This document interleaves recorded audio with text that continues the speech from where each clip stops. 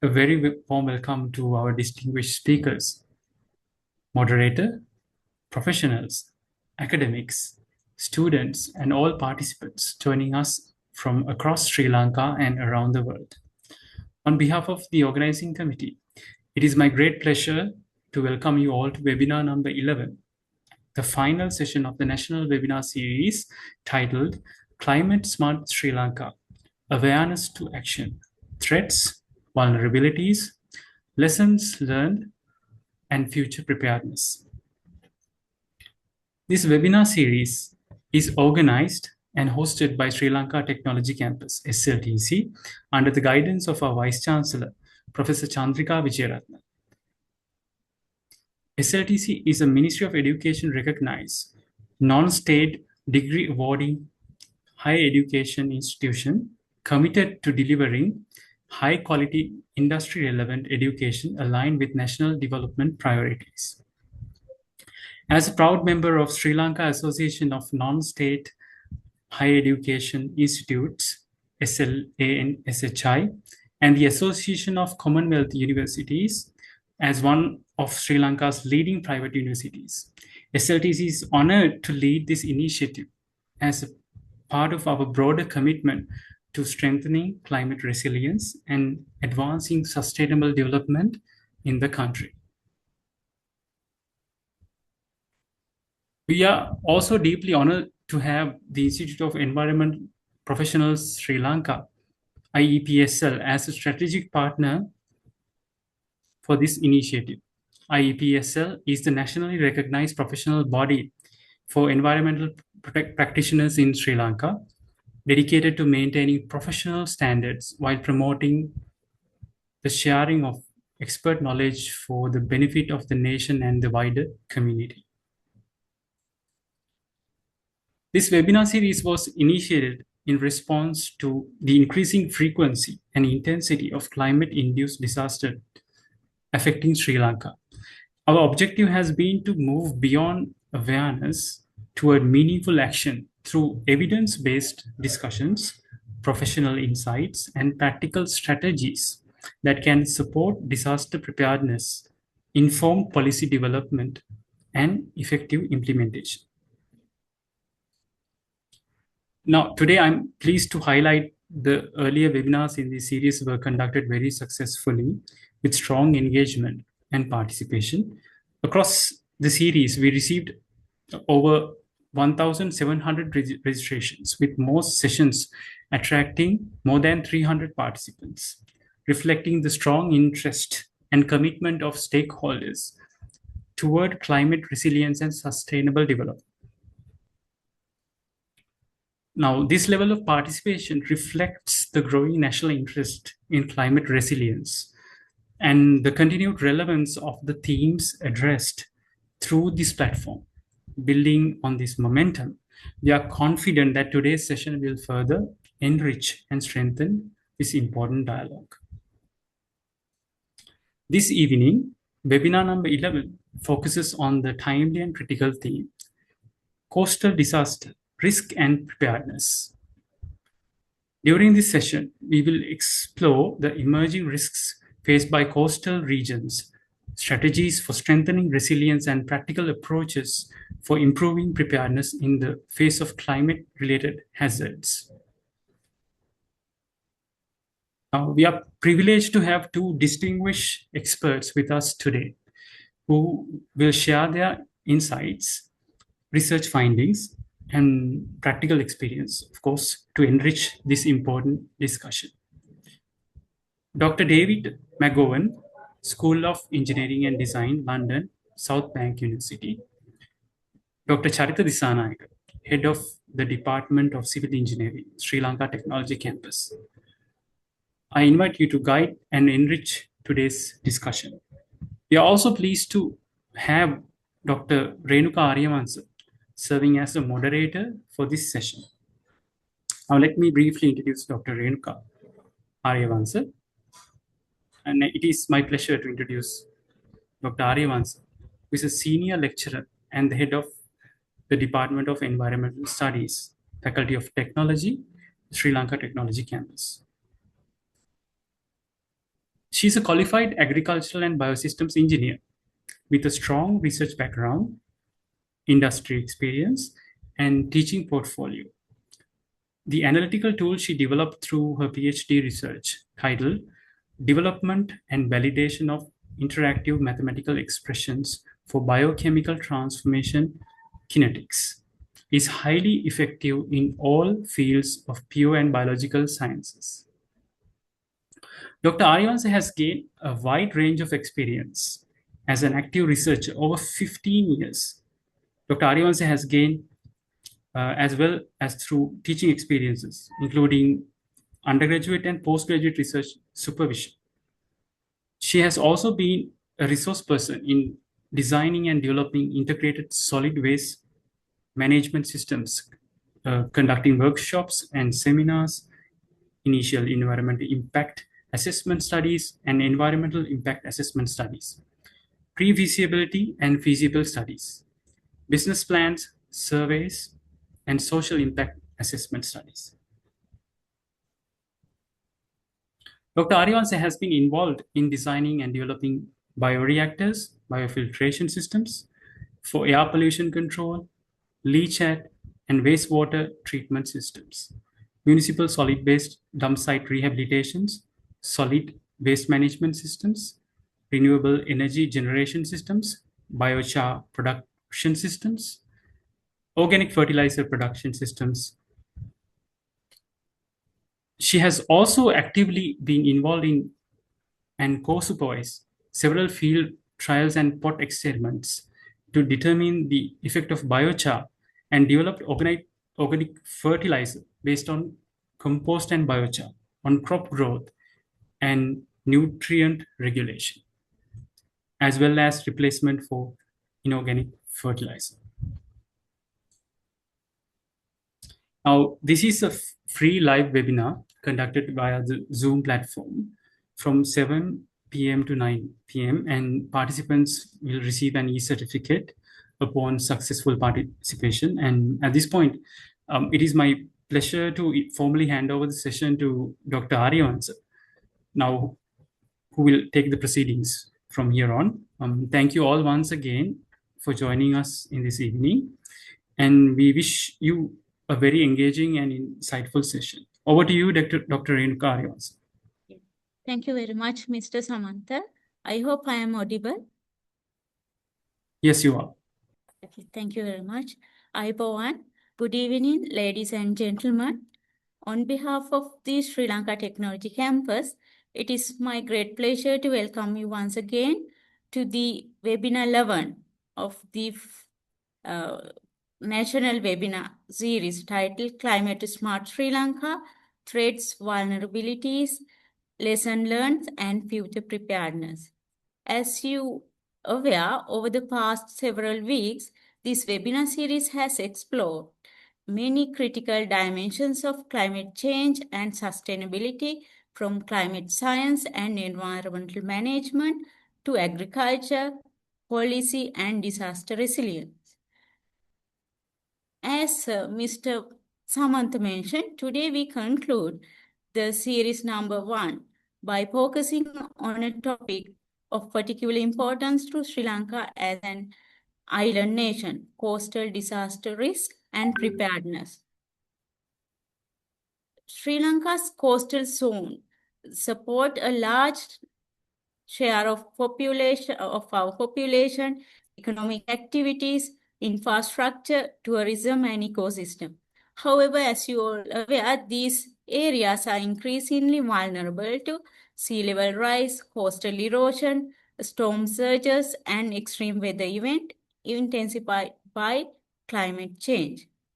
Therefore, strengthening coastal resilience, risk assessment, and disaster preparedness is essential for safeguarding communities, infrastructure, and ecosystem while ensuring sustainable national development.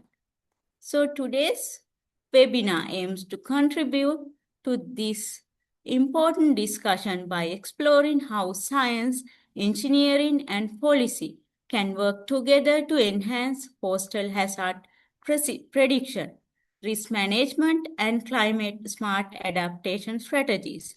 As Mr. Samantha mentioned, we are we are privileged to have two distinguished speakers who will guide us through key dimensions of this topic. Dr. David will discuss how coastal hazard risks are evolving under climate change, particularly as rising sea level interact with storms, waves, and aging coastal protection structures.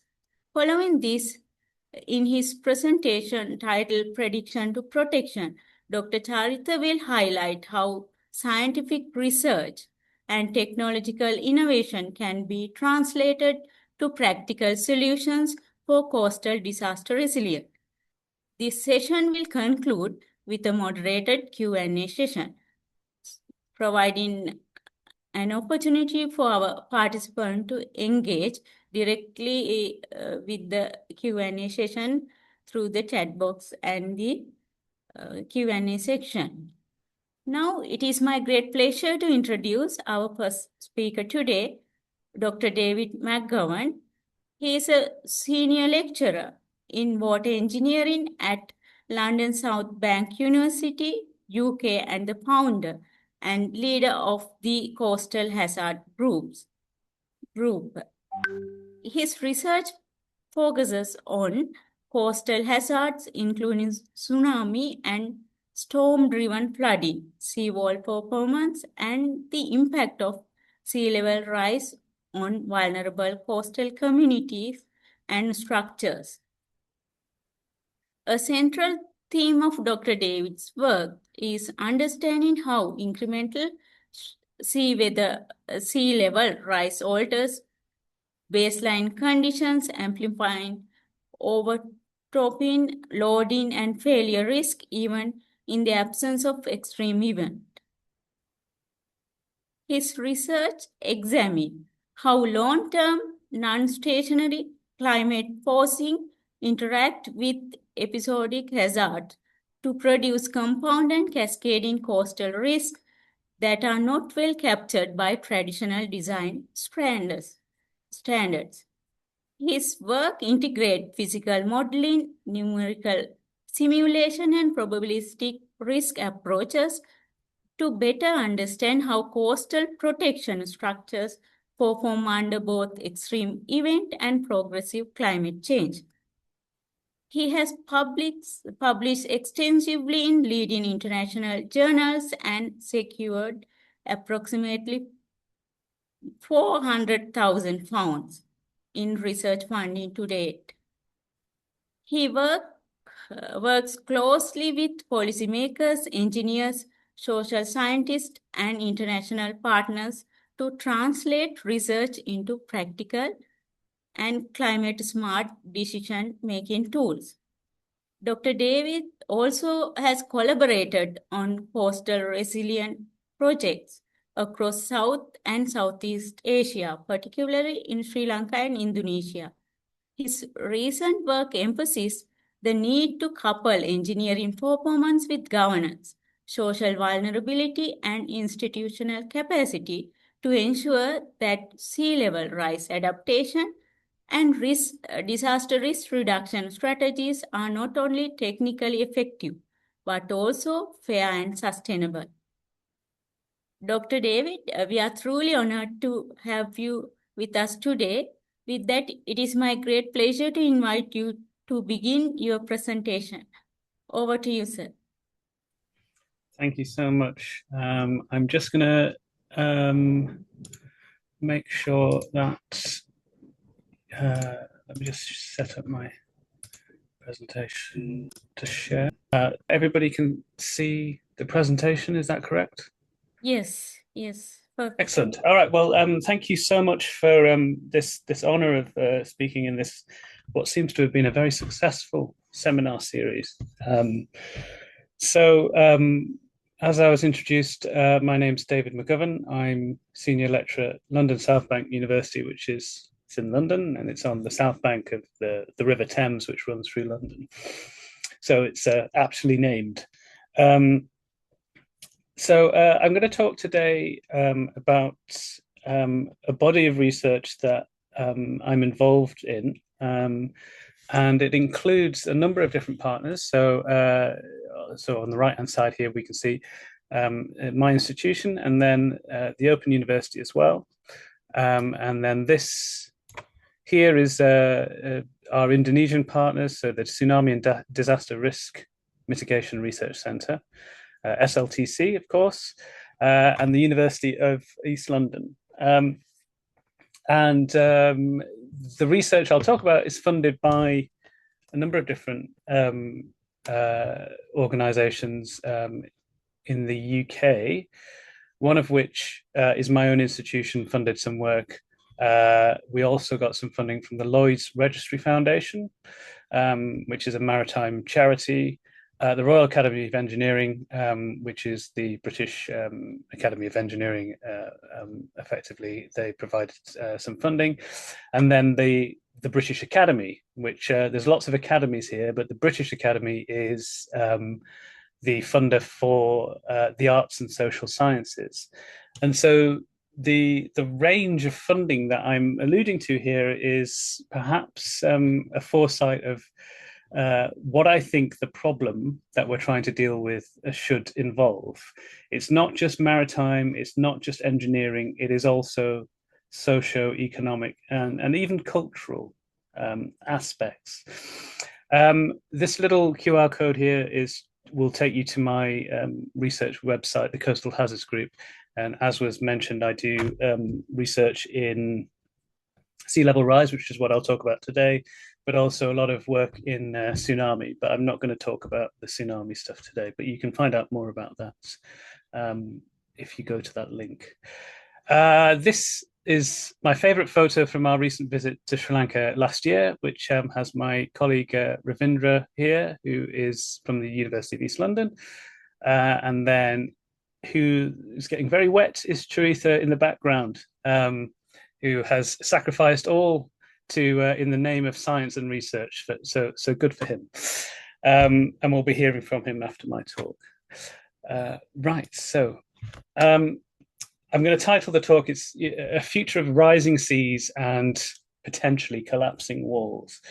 And within this, there are three different, well, there's actually four, I've missed one out here, funding projects that I'll sort of talk you through. But before we get to that, let's have a think about what the actual problem here is. Why does this matter? Well, we all recognize that the climate is changing, and that we are, certainly in the UK, we already see approximately 4 millimeters of sea level rise per year.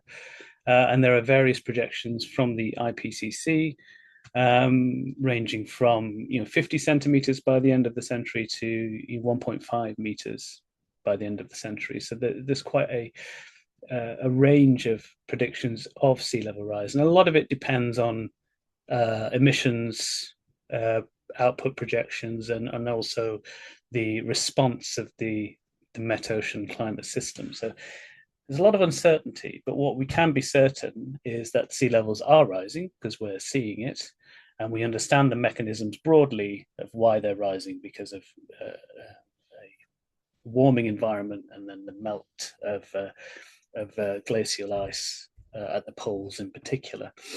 How sea level rise affects different parts of the globe is also a significant uncertainty. And there's a lot of evidence that Europe is going to be affected by significantly more sea level rise than perhaps parts of the equator. But I don't think anywhere in the world is necessarily going to be free of the fact that we will have increasing sea levels. So with those increasing sea levels, we have increasing vulnerabilities and failure modes for our coastal infrastructure. And so as a coastal engineer, that's what I'm interested in. When it comes to specifically coastal defenses, things like seawalls, we can expect that we would have increased overtopping and flooding risks associated with seawalls which are currently in place under a future of higher seas. And the problem kind of develops from the fact that a lot of our coastal infrastructure assets globally are designed for historic sea states. And this is the concept of stationarity in the future design life, as opposed to a non-stationary future. And I will come and sort of break that down in a few slides' time. But fundamentally, we see this happening, and we need to assess whether there is going to be an effect on the performance of our coastal defense assets in the future because of rising seas. So that problem, I'm sort of giving you a very high level sort of light touch overview of this. So apologies for those of you who are much more expert in this, but hopefully it's useful. This schematic here is a two-dimensional cross-section of, let's say, a shoreline. So you've got the sea here, which is the blue bit on the left. I'm assuming you can see my cursor. And then this is the slope of the shoreline, and then this is our land, our shoreline here. Now, if we have a vertical structure like a seawall, like this, we can expect the toe of the seawall, so the bottom of the seawall is at the shoreline.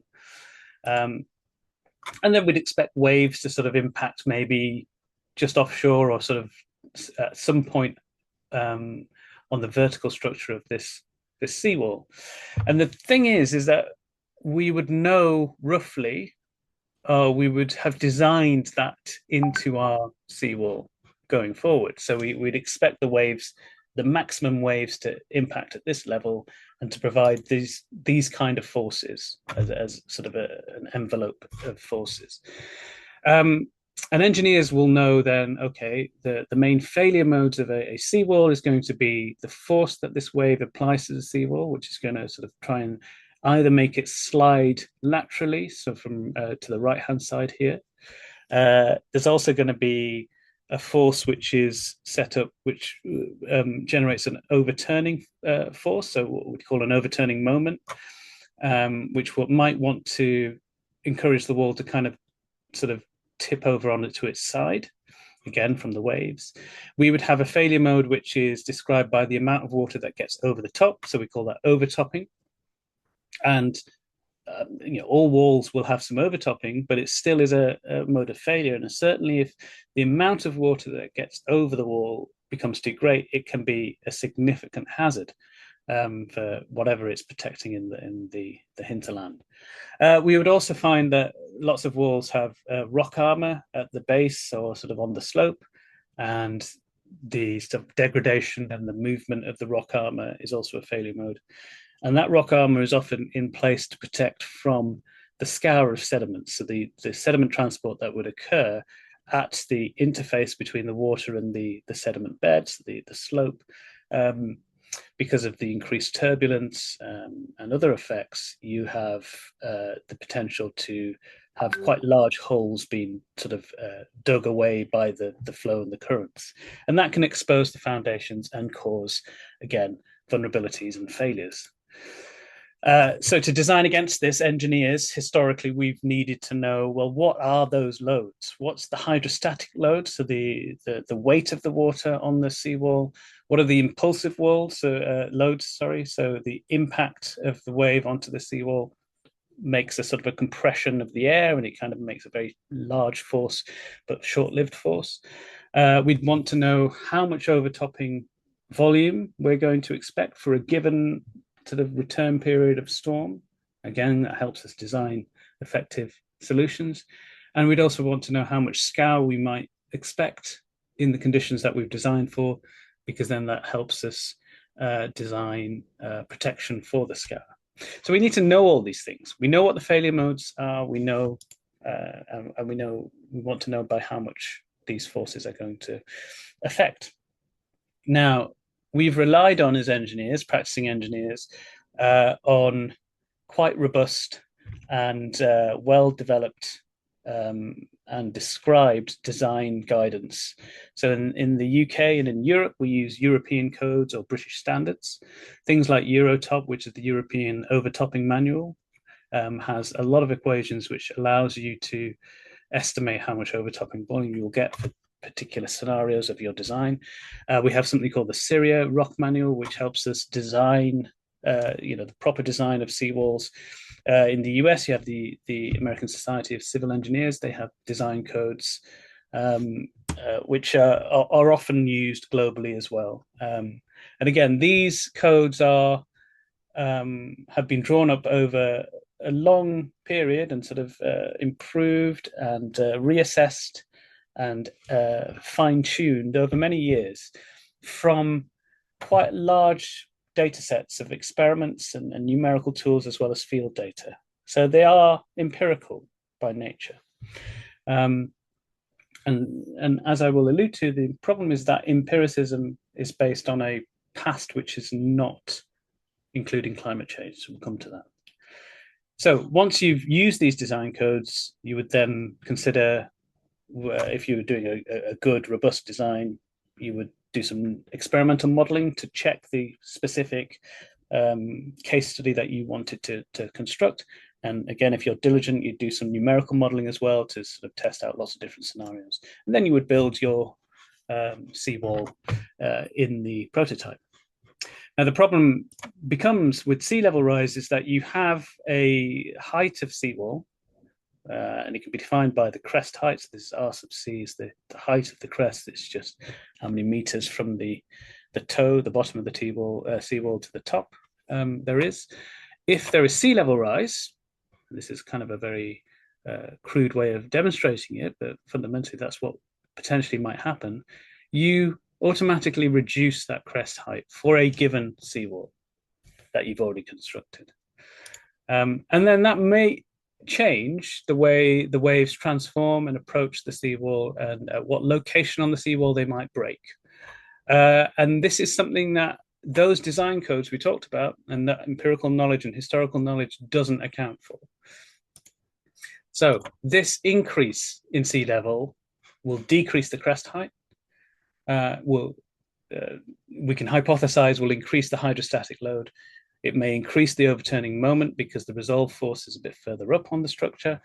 It could increase the overtopping because the waves are breaking or they're approaching higher up on the structure as well. It will affect the wave breaking position because the waves are transforming. The foreshore is kind of a bit deeper, so these waves may not break where they're originally intended to break, which is usually before the seawall, because that's where they would start dissipating their energy. And they might break closer to the seawall, or they may not break at all, and they might just slosh against the seawall. It will affect the scour protections, etc. And would also, if there's more overtopping, you might start seeing increased landward scour and effects there. So to mitigate this, the engineer needs to know by how much climate change might increase, or sea level rise might increase these hydrostatic loads, these impulsive loads, the overtopping volumes, and all these other failure modes for a given sea level rise and wave climate projection for the future. And again, we've already realized that that's not necessarily that obvious because there's a lot of variability and unknown in what will happen. So what is the solution to this? Well, we currently have a huge amount of linear kilometers, probably in the tens of thousands globally, of current sea walls, which are protecting very significant coastal assets and houses and commercial and ports and things like that.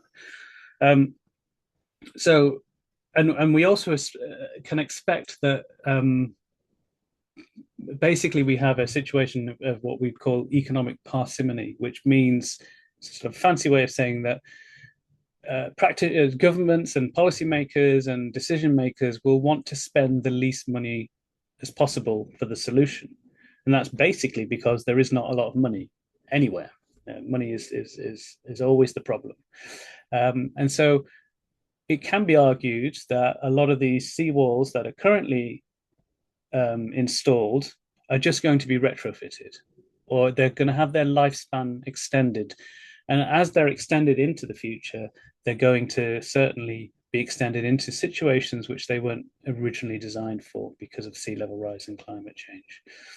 So we can either go along with that and try and redesign and retrofit, or we can repurpose or sort of have the approach of managed failure or retreat to a new wall. That's problematic because that also means that you have to repurpose and retreat what's behind the seawall, potentially. We can dismantle the seawall, and then again, you could try and repurpose what's being protected. But what we can't do is just allow the natural degradation, which would eventually and potentially result in a catastrophic uncontrolled failure of the seawall asset and of course whatever it's protecting in the hinterland. So this is a broad whistle-stop tour of what the problem is. And then we've got a number of different funds where we're trying to try and kind of distill out the nuances of that problem. And I'm going to go through these and some of the initial results of those in the rest of this talk. The first one is called Coastal SLR, which is Coastal Structure Vulnerability to Sea Level Rise. And this is a Lloyd's Registry grant, and we did the work with the University of East London. And this was to look at the initial physical impacts of a rising sea on the forces and loads and overtopping on a seawall, and I'll come to that next. Then we have SR Lancer, which is, of course, is meant to sound like Sri Lanka, which is the sea level rise on Sri Lankan coastal environments, risk, vulnerability, and impact. And this was a field-based study in Sri Lanka that we did with UEL and with SLTC, and I'll talk about that next. And then we had also the Rising Seas project, which is Royal Academy of Engineering. That's with the Open University, University of New South Wales, Delft in the Netherlands, and USK, which is our Indonesian partner.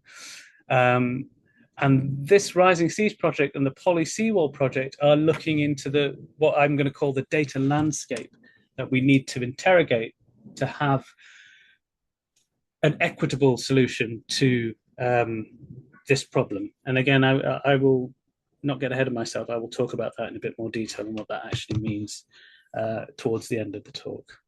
But the whole process here is that we want to support a sort of a globally relevant and equitable evidence base to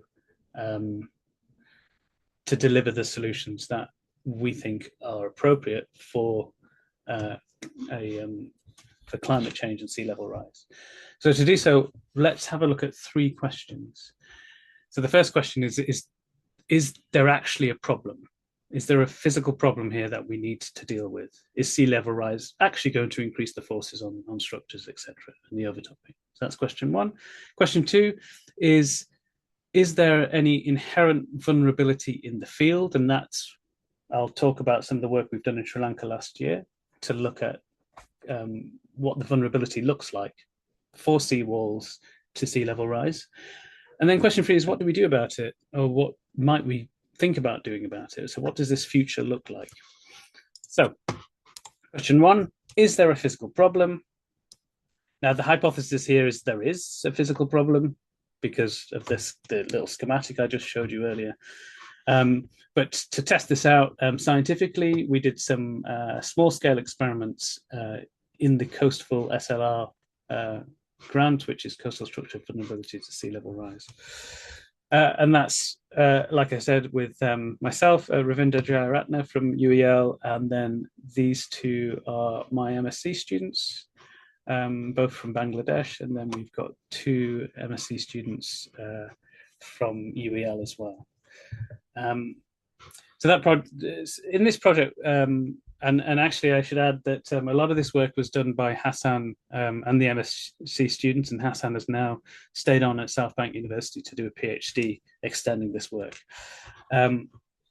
So he's provided me with these pictures and everything. So we did effectively an experimental exploration. It's like a pilot study.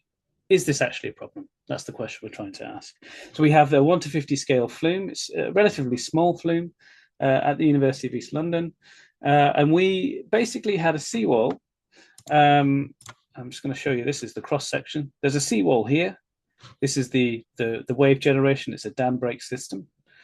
And the seawall, and the concept was we generate some waves, we collect the overtopping, And then we raise the sea level by adding more water into the flume and generate the same waves and then collect the overtopping. And we just want to see, and also we're doing some more experiments where we're collecting the wave pressures on the seawall as well. In this case, because of the flume is a single dam break type flume, we can only generate a solitary wave, but that's very useful for us because it allows us to look very specifically at the way the wave is changing with increasing sea level. And it allows us to focus on just a single wave. Now, of course, this is a pilot study, and in the future, you'd need to do this over many thousands of waves. You'd need to do it with to give you probabilistic outcomes. They'd need to be sort of irregular waves as well, or spectrums of waves. So this is the setup with solitary waves. And what we've done to this graph, let me explain. This graph here at the top is the design guidance. So this is from the European Overtopping Manual, Eurotop.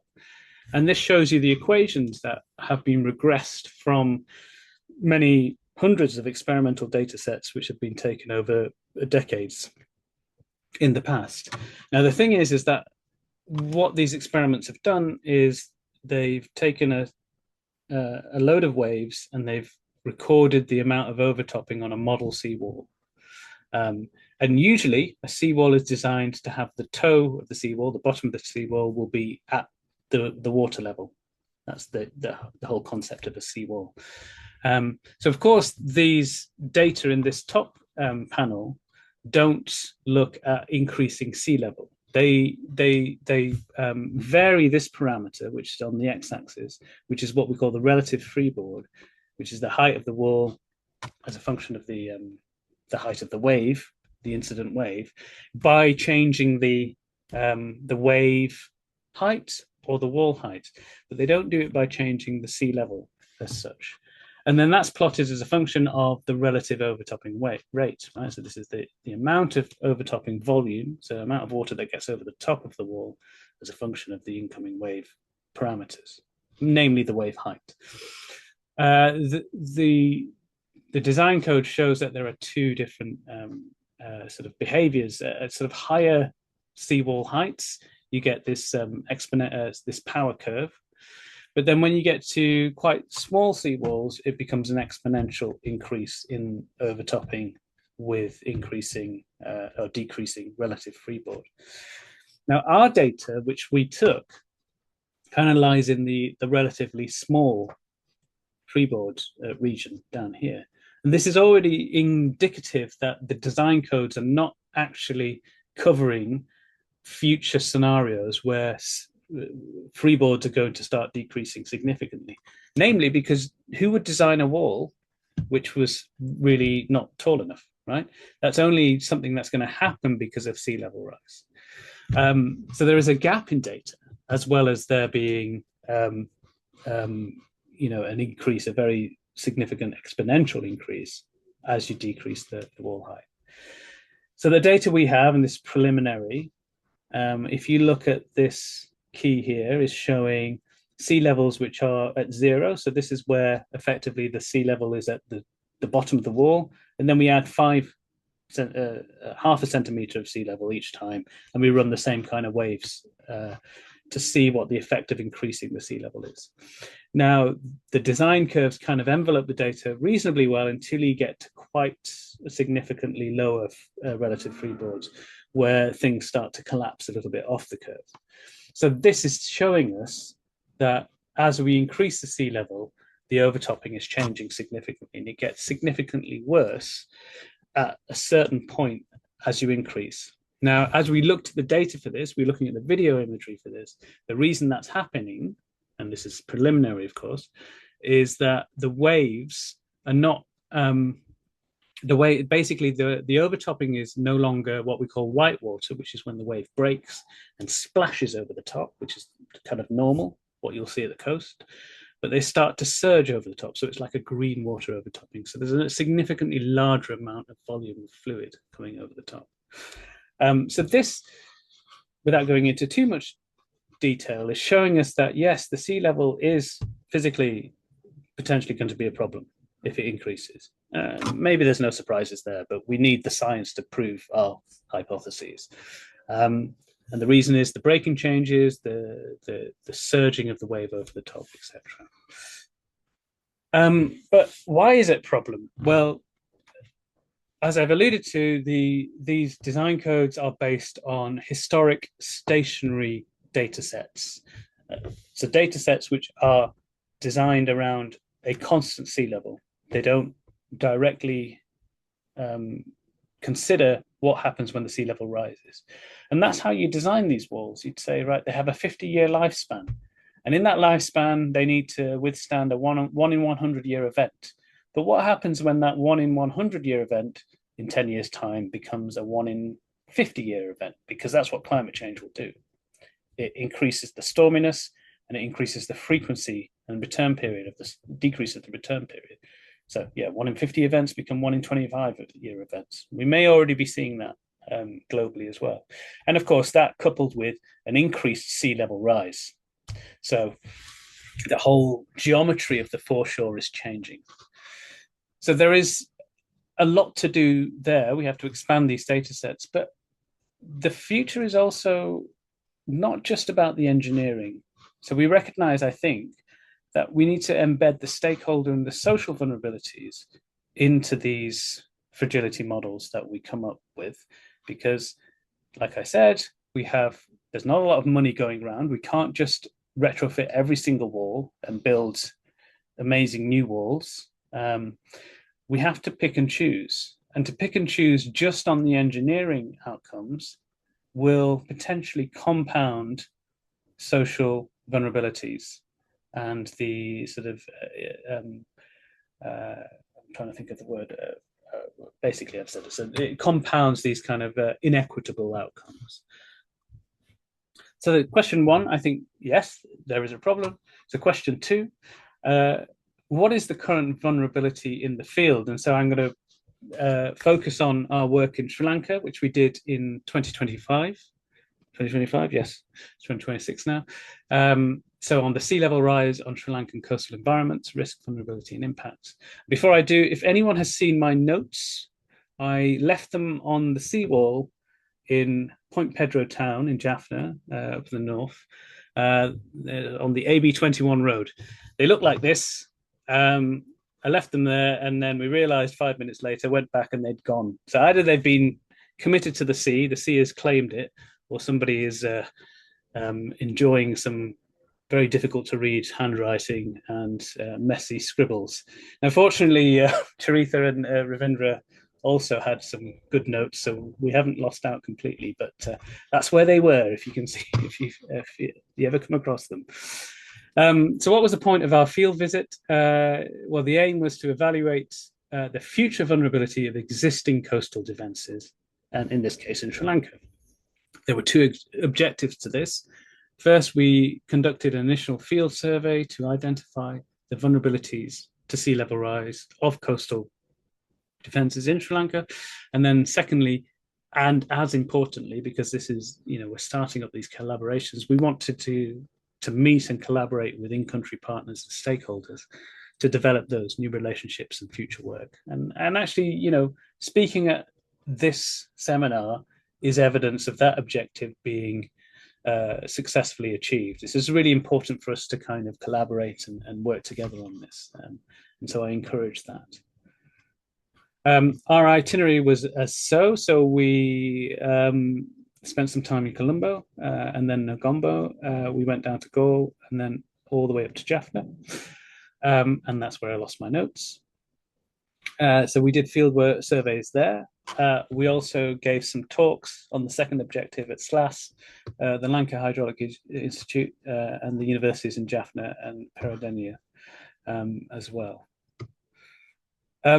So a brief kind of look at what we found in terms of vulnerabilities. So, for example, this is a seawall on King George Drive, which is in Negombo near the fishing area. And we're looking at quite significant damage to the crown of the seawall here. So there's quite a significant drop here. There's damage to the mattress here as well as to the road. So there's lots of scour, and in some places it was quite significant. And of course, the vulnerability here, we would say, was reasonably high because the sea is right next to this road, which is a well-used road. This is, yes, where I lost my notes. And this is a very well-used road at Point Pedro. So the seawall here is heavily damaged. And you can see there's quite a lot of sort of subsidence as well as it's kind of collapsing towards the sea in parts. On the seaward face, there's a lot of holes and other kind of failures as well. We also, in Gaul, is a good example here. This is the main street, so the old Matara Road, which has got a very significant sea defense. And of course, the sea is right next to a very significant main road, which is very important for the economy and transport of the city. There is some significant damage to the crown here, and we also notice some of the rock armor is beginning to slip or has slipped from its original positions. But you can imagine with sea level rise and storm sequencing that the vulnerability of this area is quite significant. And that vulnerability is compounded by the fact that it's protecting what it's protecting is really significant as well. So this is along the Gaul Road, also the Colombo Main Road, which is just north of the Kurila Beach, if I've pronounced it correctly. And so this is a large, a very impressive seawall. So it's a big rock armor revetment type seawall. There's quite a lot of damage, again, settlement of the rock armor, a little bit of slippage here at the crown, and there was some damage on the rear side here, the landward side. But what's striking here is the level of the road, and this is a very significant main road, and the sea. They're pretty much at the same level almost, right? So we're looking at a very low hinterland. So with any increases in sea level, this becomes extremely vulnerable, especially to overtopping. It then becomes difficult to deliver that water back to the ocean as well. So you have that compound effect of increased flooding because your hinterland is quite low already. We also, so this is Colombo. This is you'll all be familiar with this, I'm sure, the main road along the coast. What a wonderful city, by the way. I really enjoyed my visit. This is the view from the hotel that we were lucky to stay in. You can see the tulip over here.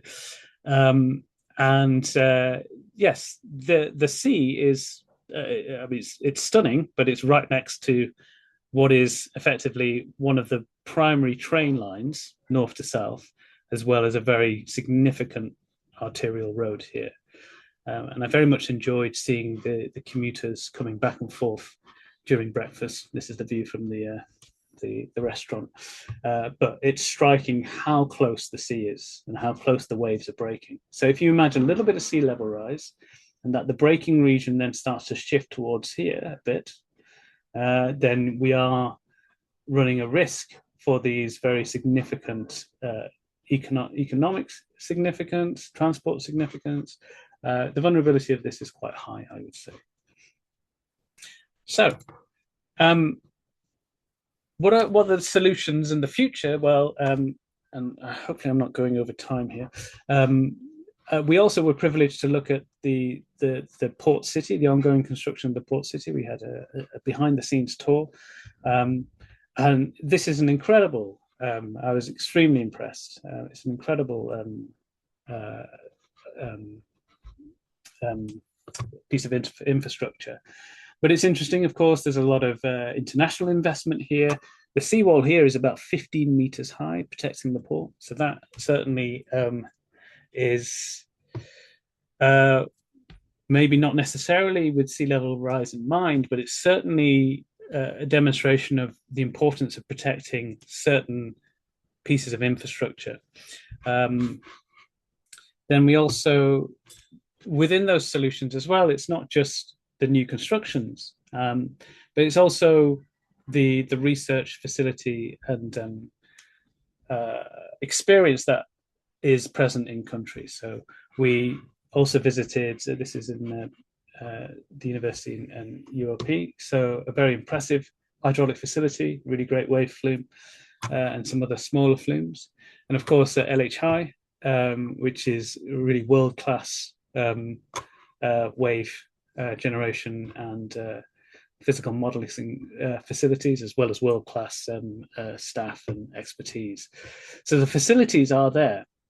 And also, the talent is coming through really clearly. So we, in the talks that we gave at the universities in Jaffna as well, and LHI and SLAS, there is significant in-country expertise, but there's also a really dynamic and vibrant student pipeline of civil engineers who are clearly interested in coastal engineering. And this is really, really great to see.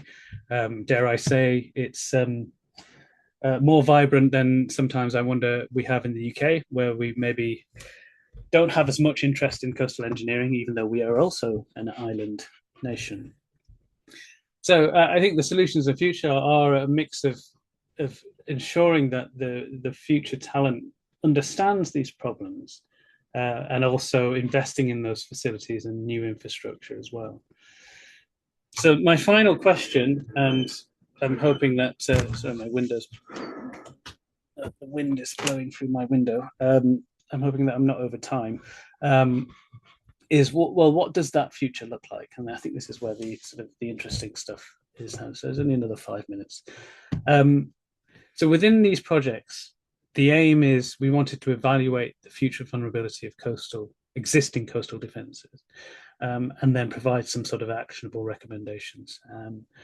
But to do that, we have to, like I've said, integrate the engineering and the climate science, of which there is a lot of uncertainty, but we are, as engineers, we have confidence that we understand what we need to find out and how to do that, because it's physics and it's science. But we also need to integrate the community's perspectives and the cultural and economic and social kind of data that might need to be included. So when we think about that, we have to think about something that I'm going to call the data landscape. So this is not just it's basically looking at what kind of evidence do we need to include in our future resilience. It's not just the physics, the modeling, and the observations, the meta-ocean data, but it is also that socio-economic data. How is that used in national adaptation planning, but also at regional levels and even local levels, even for specific assets, specific seawalls? How does that affect the local population? What about the tacit data, so the actual opinions and understanding of the local people or the local stakeholders as well? And so what data should we be using? It's not just that engineering data. And who is creating this data? Some of it is private consultancy data, so that can be, has intellectual property rights on it, but it's still really important, especially if you're looking 10 years' time to try and retrofit a structure. How do you get the data from which it was designed to make those retrofits good, for example? So who's holding this data? Is it accessible? And then at what points in the planning and policy making processes are these data considered? So both at the national, regional, but also at the local level. This is really important. This is about the equitable response to climate change. What kinds of data are we favoring? As engineers, or myself as an engineer, we tend to think, well, the physics never lies. But we live in a world in which, yes, the physics should underpin, because that gives us the fact, but actually being engineers is we want to build an environment. It's about the built environment. And that's not just an environment which is safe, but it's an environment that people want to live in. A good example of this is the construction of the 400-kilometer seawall, tsunami wall in Japan after the 2011 tsunami, which is 15 years ago today, actually, of which 15, 20-meter high seawalls were constructed. And the locals kind of, when they started going up, realized that maybe we don't want to live behind such large seawalls. Maybe there are other solutions to this. And so which disciplines are prioritized? I would say, as engineers, we tend to prioritize the engineering. But is that the right way of having an equitable response to this? So within these projects, we sort of decided that we had to approach this in an interdisciplinary way. So that's why we've combined engineering expertise, which is myself, SLTC, and UEL, with the sort of coastal morphologists and spatial and GIS experts from our Indonesian partners, as well as our social scientists and our environmental governance expert from the Open University. And so I'm just going to skip this slide because I think it's a bit wordy. But basically, in order to do that, we've done 3 different sets of fieldwork. So the first one I showed you of the fieldwork in Sri Lanka, and then I visited Aceh in Indonesia in 25, and then recently came back from the fieldwork in Jakarta and Bali in 2026. And the point of this is to try and take that interdisciplinary team into the field to stimulate those discussions about, well, what is the vulnerability? It's not just, oh, the sea level is going to increase and the wall is too small. It's, how are the stakeholders? Who's in charge of, the retrofit? Who's responsible for this and that? And what we found, and I am coming to the end of it, I promise, is that there is a polarized debate, basically, in which these assets, which are very expensive, multi-million-pound seawalls, are so frequently framed as either necessary and essential, let's say Japan, or inherently they're maladaptive mitigation. And we should be looking at nature-based solutions. We shouldn't be building big concrete structures. But we argue that that is obscuring the more difficult but constructive question of where and for whom seawalls can contribute as an effective and equitable climate adaptation. And we also recognize that current engineering guidance is not going to be fit for purpose in a non-stationary future. We need to add more data.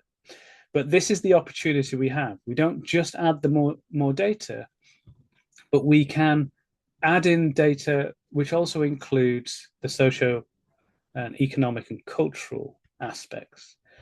So it's not just about the sea level rise and the physical interaction of that. I'm just going to skip this one because I want to talk about the solution. Last couple of slides. So we see the problem as being twofold. It's physical and social, as I've alluded to. But we propose it should be tackled in and this is not easy, but in a structurally unified framework in which both that technical knowledge, but also the socio-economic, cultural, and even historical knowledge is integrated into that framework. Now, usually in the past, we would consider socio-economic and historical indicators and data, as it were, as in parallel, or often it's sort of added on at the end. There'll be a few stakeholder meetings or something before, but everything is based on the physical side. But we actually think that this should be considered at the start of the process, especially if we're in a situation where we have a non-stationary future and economic parsimony. Because if we don't, then we risk compounding the inequalities and inefficiencies in the way that we invest and retrofit and mitigate our seawalls to withstand this non-stationary future. So we've proposed this new class of modeling, which we've termed socio-technical probabilistic performance modeling, so it's STIP for short. And this is this unifying framework for equitable climate adaptation. What it does is it takes the physical data, loads on walls, forces in newtons, sea level rise, met ocean, and it takes the socio-economic cultural data, which is indicators, which are sort of Q-sorted and ranked in terms of, we structuralize that data, we make it plottable on the same graph, as it were, and we feed both of those things into the probabilistic modeling to then come out with joint probabilities of the what are covariates. So the social and the technical stuff is a covariate. in these statistical models. And that is a little bit of a new paradigm of how we would deal with this in the future. So we're in the process of deploying this methodology in these case study sites, and also we're sort of waiting on some funding outcomes as well for future funding in this space. This is a seawall in Malabo in Aceh as well, which is a really interesting case study. This is going to be in a paper that we're going to submit soon. But I think I've probably talked for quite a long time, so I'll leave it at that. Again, a little reminder, this is the QR code for the coastal hazards groups. And we're very open to collaboration and very interested in, for example, anyone who's interested in doing PhDs and things like that. Please do get in touch. Please do connect. I think so. That's me. Thank you very much for your time and for listening so well. I will just stop sharing. Okay, thank you very much, Dr. David. I hope I am audible. Yes, I can hear you anyway. Okay. Thank you once again for that comprehensive and insightful presentation. Your discussion clearly highlighted how climate change is reshaping coastal risk, particularly through the interaction of sea level rise, extreme storm, and coastal infrastructure vulnerability. And also, it is great to see your collaborative work with several universities and institutes here in Sri Lanka.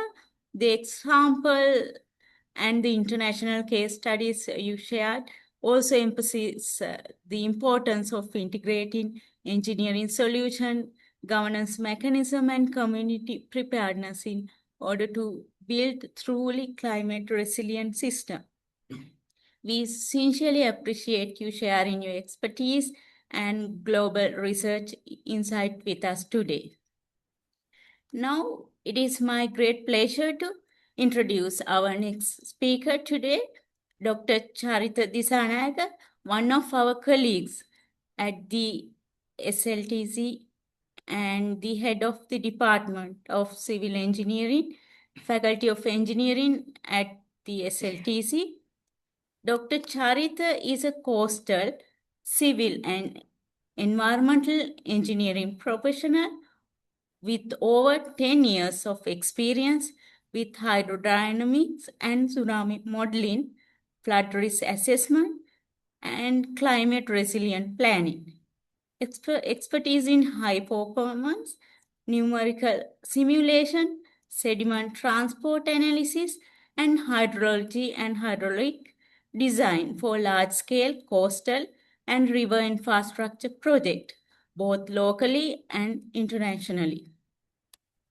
Dr. Charita holds a PhD in civil and environmental engineering with a strong record of published research and applied works on eco-DRR and hybrid defense solutions for climate risk mitigation, adaptation, and enhanced coastal and riverine disaster resilience.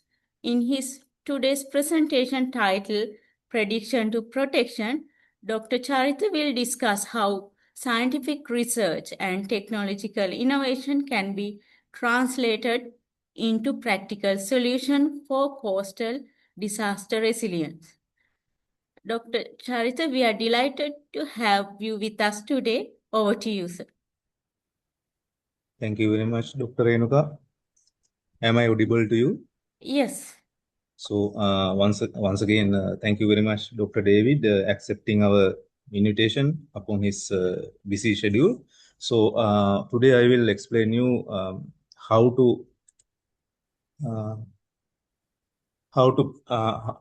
the prediction to protection. So it is very important to know the disaster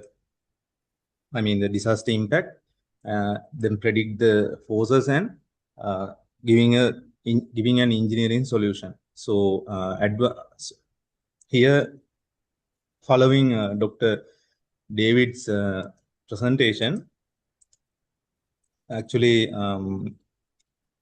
my session will focus on the next critical step, moving from understanding the threat to implementing science-based preparedness and adaptation. I will explain how advanced modeling linking with the experimental findings and strategic planning that would fortify our coastlines, drawings on global frameworks and local research. So I have a comprehensive agenda. I will first ground our local actions in global best practices. Then I will take you through the core of my few research works completed and currently ongoing. Furthermore, the experiments and models that help us to predict how coastal water, including tsunami, sea level rise, and storm surges, behaves. Finally, I will translate these findings into an actionable strategies for Sri Lanka to build a resilient coastal communities as a responsive measures for the future disaster preparedness. So, following the presentation roadmap, I will discuss about the global frameworks and the concept of hybrid defense, the science of the prediction from lab to landscape, then action plans. So, as you know, the destructions we saw in Ditwah is not a new one for us because it echoes the catastrophic damage from the 2004 Indian Ocean tsunami, 2004 IoT, and as well as we have learned about the resilient disaster preparedness very well from the 2018 Sulawesi tsunami Indonesia and 2011 Great East Japan tsunami. So post tsunami surveys like those I reference in my research studies consistently show that the buildings fail not just from the initial hit but from a tripling the threat that include the forces of the water, including due to the storminess or tsunami or coastal cyclone effects, the best battering of debris and the undermining of their foundations by SCO. Hence, our preparedness strategies must be holistic, as Dr. David mentioned. He was mentioning about the causes for the seawall failures and as well as what would be the engineering solution. So the key lessons would be structural failure is often not just from the direct wave impact, but from a combination of hydrodynamic loading, debris impact, and foundation scope. So our responses must address all these three components. So here you can see during the 2004 Indian Ocean tsunami how the tsunami height wave heights were recorded along the Sri Lankan coastline. So, as you know by the experience, you have may seen some video footages. Severe impact have been observed in Galle and down south area. So, as Dr. David shown, there is a road reach along the near to the Galle. So, road level is below the sea level. So that would be a very serious scenario. So in terms of sea level rise, as he mentioned, within the coming decades, sea level rise will be increasing to 1.5 meter for us for this region. So we have to have some preparedness measures to overcome these issues. So otherwise, it is very difficult to survive in coastal cities. So coastal, I mean the people who are residing in the coastal areas. So then comes to the global framework. Before we dive into the science, we must anchor our local actions in global best practices. There are three key frameworks that must guide us. First was the Sendai framework for disaster reduction. It marked a paradigm shift. We must stop simply managing disasters and start proactively managing risks. Its priorities are our roadmap, understanding our risk through science, investing in resilience before the next disaster strike, and when we rebuild, when we rebuild, doing so with the principles of build back better, not just restoring what was lost, but improving it. Second, the science, the IPCC, Intergovernmental Panel of Climate Change, sixth assessment report is unequivocal. Sea level rise is accelerating. For an island nation like Sri Lanka, this means our coastal cities will face more frequent extreme sea level events. Furthermore, a warmer ocean fuels more powerful storms. The intensity of events like the recent storms Ditwah is likely to increase, which will directly exacerbate our coastal hazards. So finally, our actions contribute to the UN Sustainable Development Goals. When a disaster strikes, it is the poorest communities who suffer most and struggle longest to recover. By building coastal resilience, we directly contribute to SDG goal number 1, which is include no poverty, protecting the most vulnerable from climate-related shocks. We make our cities sustainable under, then we can make our cities sustainable under SDG goal number 11. And by conserving our mangroves and coral reefs, which is our first line of natural defense, that is, we must fulfill our commitment to SDG goal number 14, that is life below water. These frameworks are not abstract concepts. They are the pillars upon which we must build a national strategy that leaves no one behind. So my basic idea how to implement these sustainable goals to improve the disaster resilience in Sri Lanka. So as Dr. David told that SL launched a Sri Lanka sea level rise project.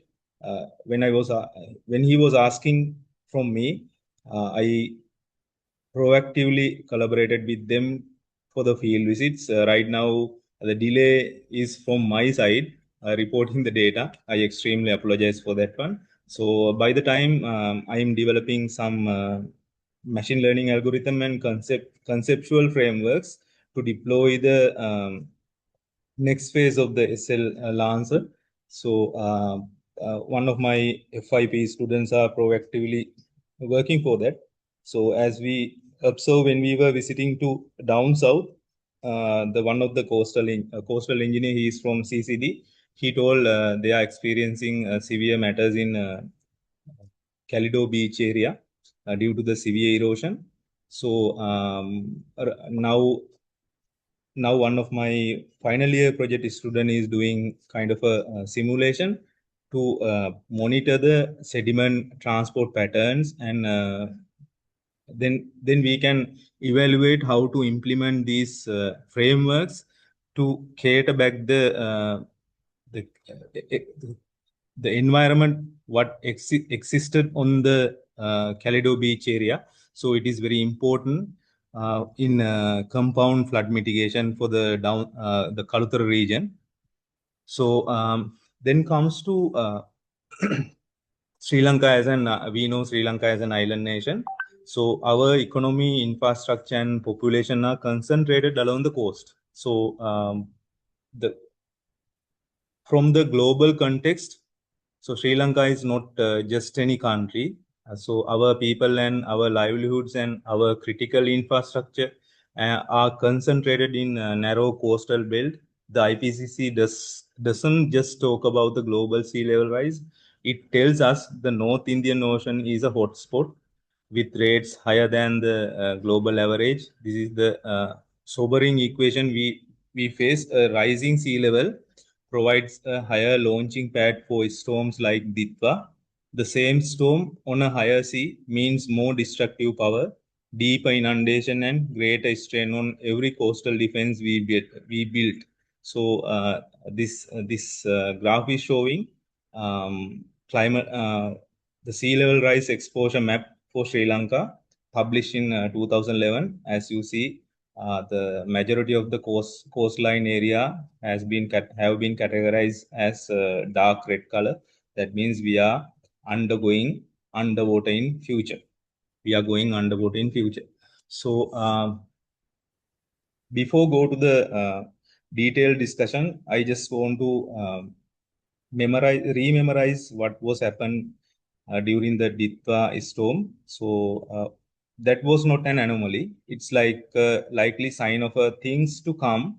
As sea surface temperature rise, our storms are changing. Previously, we did not face such kind of a severe storms near the equator. But however, right now we are facing severe storms near the equator because due to the sea level rise and temperature rise. So the temperature rise can intensify more rapidly, carry more moisture, and generate higher surges. For a large continent, the impact might be regional, but for an island nation like us, a single powerful storm like Ditwah can threaten thousands of kilometers of coastline at once. So this is not just about more storms, it's about more powerful, more destructive storms that test the very limits of our infrastructure. Luckily, as shown in this map, the Ditwai storm track is along the east coast. But suppose if it goes through the island, then what will happen? What was happen? So we cannot imagine the impact. Still, we are suffering some of the sectors like transport, some of the sectors like irrigation, and then water transferring networks like Mahavali. They are suffering, and some of the sectors, as I personally know, some of the reservoirs in down south, they have uh, they have they have been facing a severe issues because they are structural elements. I mean, like spillways not in a good condition. So they have faced a severe stress during handling of this flood. So hence we want to improve our infrastructure resilience, as well as we want to develop a strong framework how to handle these disasters in future. So I will explain how to combine the IoT and the machine learning, experimental findings, and computational fluid dynamics uh, from prediction to protection. So then comes to physics behind of this one. So we have established that storms like Ditwah are becoming more powerful, but let's briefly explore the physics of why. Think of a cyclone as a giant heat engine. So it has two essential components. Uh, First, the fuel. Warm ocean water. A cyclone draws its energy from the evaporation over seas where warmer than about 27 degrees Celsius. So climate change is steadily rising our sea surface temperatures. In fact, the oceans have absorbed more than 90% of excess heat from greenhouse gases. This means the Bay of Bengal, the factory where our cyclones are born, is becoming a more energetic environment. So a warmer ocean does not just mean a slightly stronger storm. It means significantly more fuel for evaporation and more latent heat to power the system. And this warming extends deeper now. The subsea temperatures are rising, storing even more energy that a passing storm can tap into the region. So as you can see, within same time, along the equator, there were three storms. So this was not obvious. This is a long-term trend of the temperature, result of a long-term trend of a temperature rise, especially sea surface temperature. So so we are not suppose the countries like in North Pole, so they are suffering this sea level rise as a severe concern because when the sea level when the temperature is increasing, ice sheet melting is observed. Due to that ice sheet melting, and the nearby coastlines are undergoing water. So but the sea level rise towards us is very slow, but the sea level rise near the countries like UK, Ireland, and the countries where close to the North Pole. So they are suffering it rapidly. Once I remember, I have developed a research proposal with Dr. David to submit to the Royal Institute research grant for the sea level rise. Unfortunately, I did not select it, but I have developed a very good framework that would be implemented at any time within his research group. So I also like to join that project in future with him, because as you know, due to that climate change, so we have to rapidly address these things. Otherwise, we are in delay, because as you know, we did not expect this type of disaster from Ditwah. So after the disaster happened, our loss was billions of rupees. So in terms of physics behind the storminess in the region, so the second is the spin. So we have discussed the first as the fuel, then second was the spin, the Coriolis effect. This is the force caused by the Earth's rotation that gives a cyclone its spin. It's weak at the equator, but strength as you move away. Sri Lanka's geographical position between 6 and 10 degrees north place us right in the zone where this spin can develop effectively. When you combine more fuel with an efficient spin, you get a third critical threat, that is rapid intensification. A storm can now strengthen from a minor system to a major cyclone in a matter of hours, not days. This means storm Ditwah that we see approaching may not be the same storm that makes landfall. It could be far more powerful, catching our communities and our early warning systems off guard. So the increasing storminess we are observing is not random. It is direct consequences of a warming planet altering the fundamental physics of our atmosphere and the oceans. So then would be the multi-hazard approach, that is compound flood event.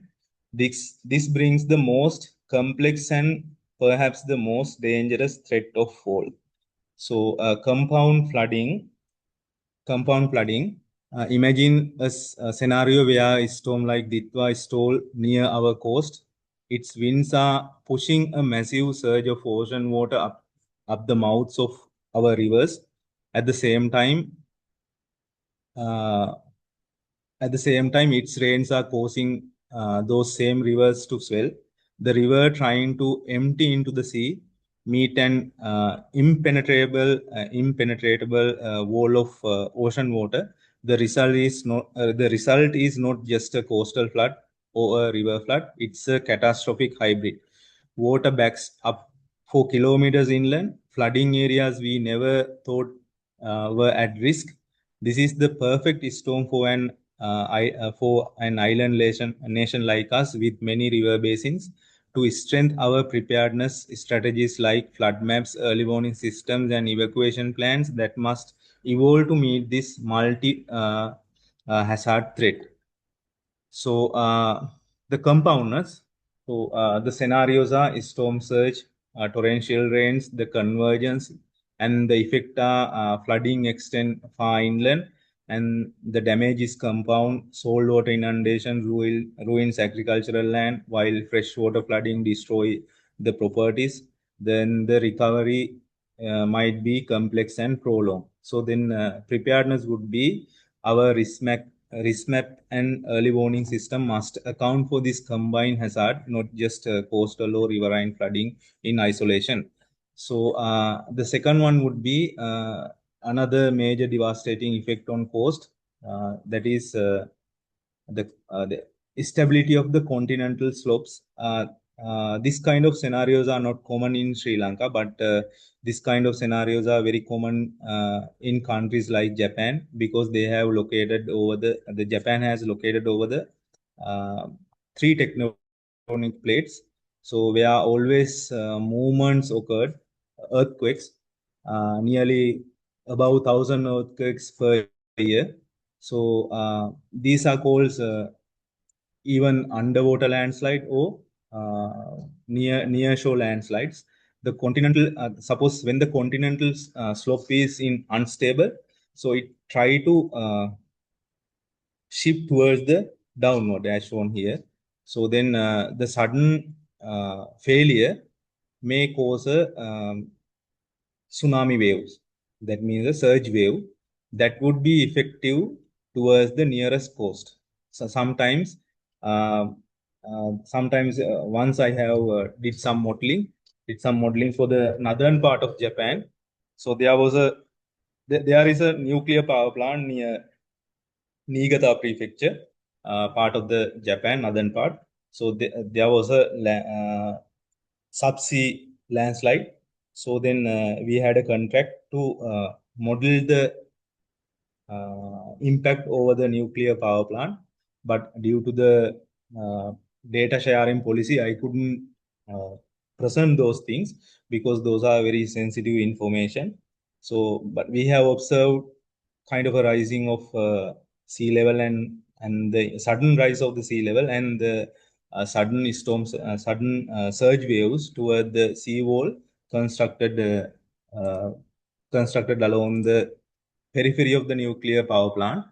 So right now they are preparing for the future. Future is like subsea landslide.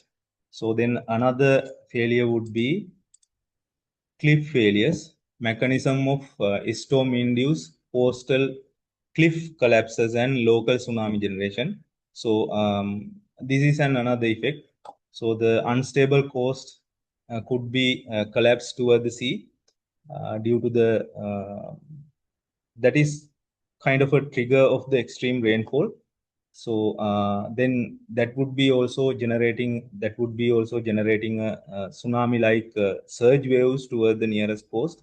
Sometimes it might be above 1 meter, 2 meter, sometimes less than 1 meter, but it depends upon the volume that was fallen toward the sea. So next come to eco-DRR and hybrid defense. What is this? What is eco-DRR? Ecosystem-based disaster risk resilience and hybrid defense approach. Under hybrid defense approach, we can include engineered infrastructures and then green infrastructures and then ecosystem-based disaster risk reduction. So this conceptual diagram was developed by myself during my PhD research. Then my entire research is representing this schematic diagram that I want to implement the eco-DRR and the hybrid defense approach along the coastal resilience in Sri Lanka. As suppose it depend upon the application, but we are a actually after economic crisis right now we are surviving slowly. So in that case it is very difficult to invest large amount of money for the civil engineering infrastructures. So by the time we can plant the trees along the coastline, so then we can increase the resilience. So faced with these interconnected threats, rising seas, potential landslide, tsunamis, increasing storminess, and compound flooding, what would be the solution? It is not one single magic bullet. It is a holistic approach. This brings us back to the core concept of my actually for my research. That is the hybrid defense system. We can't just build higher walls to fight a rising sea, and we can't just plant more trees to stop a storm surge, but by strategically combine them, creating a system where the forest and the engineered infrastructures work together, we can build a resilience that is far greater than the sum of its part. So this is the philosophy that guide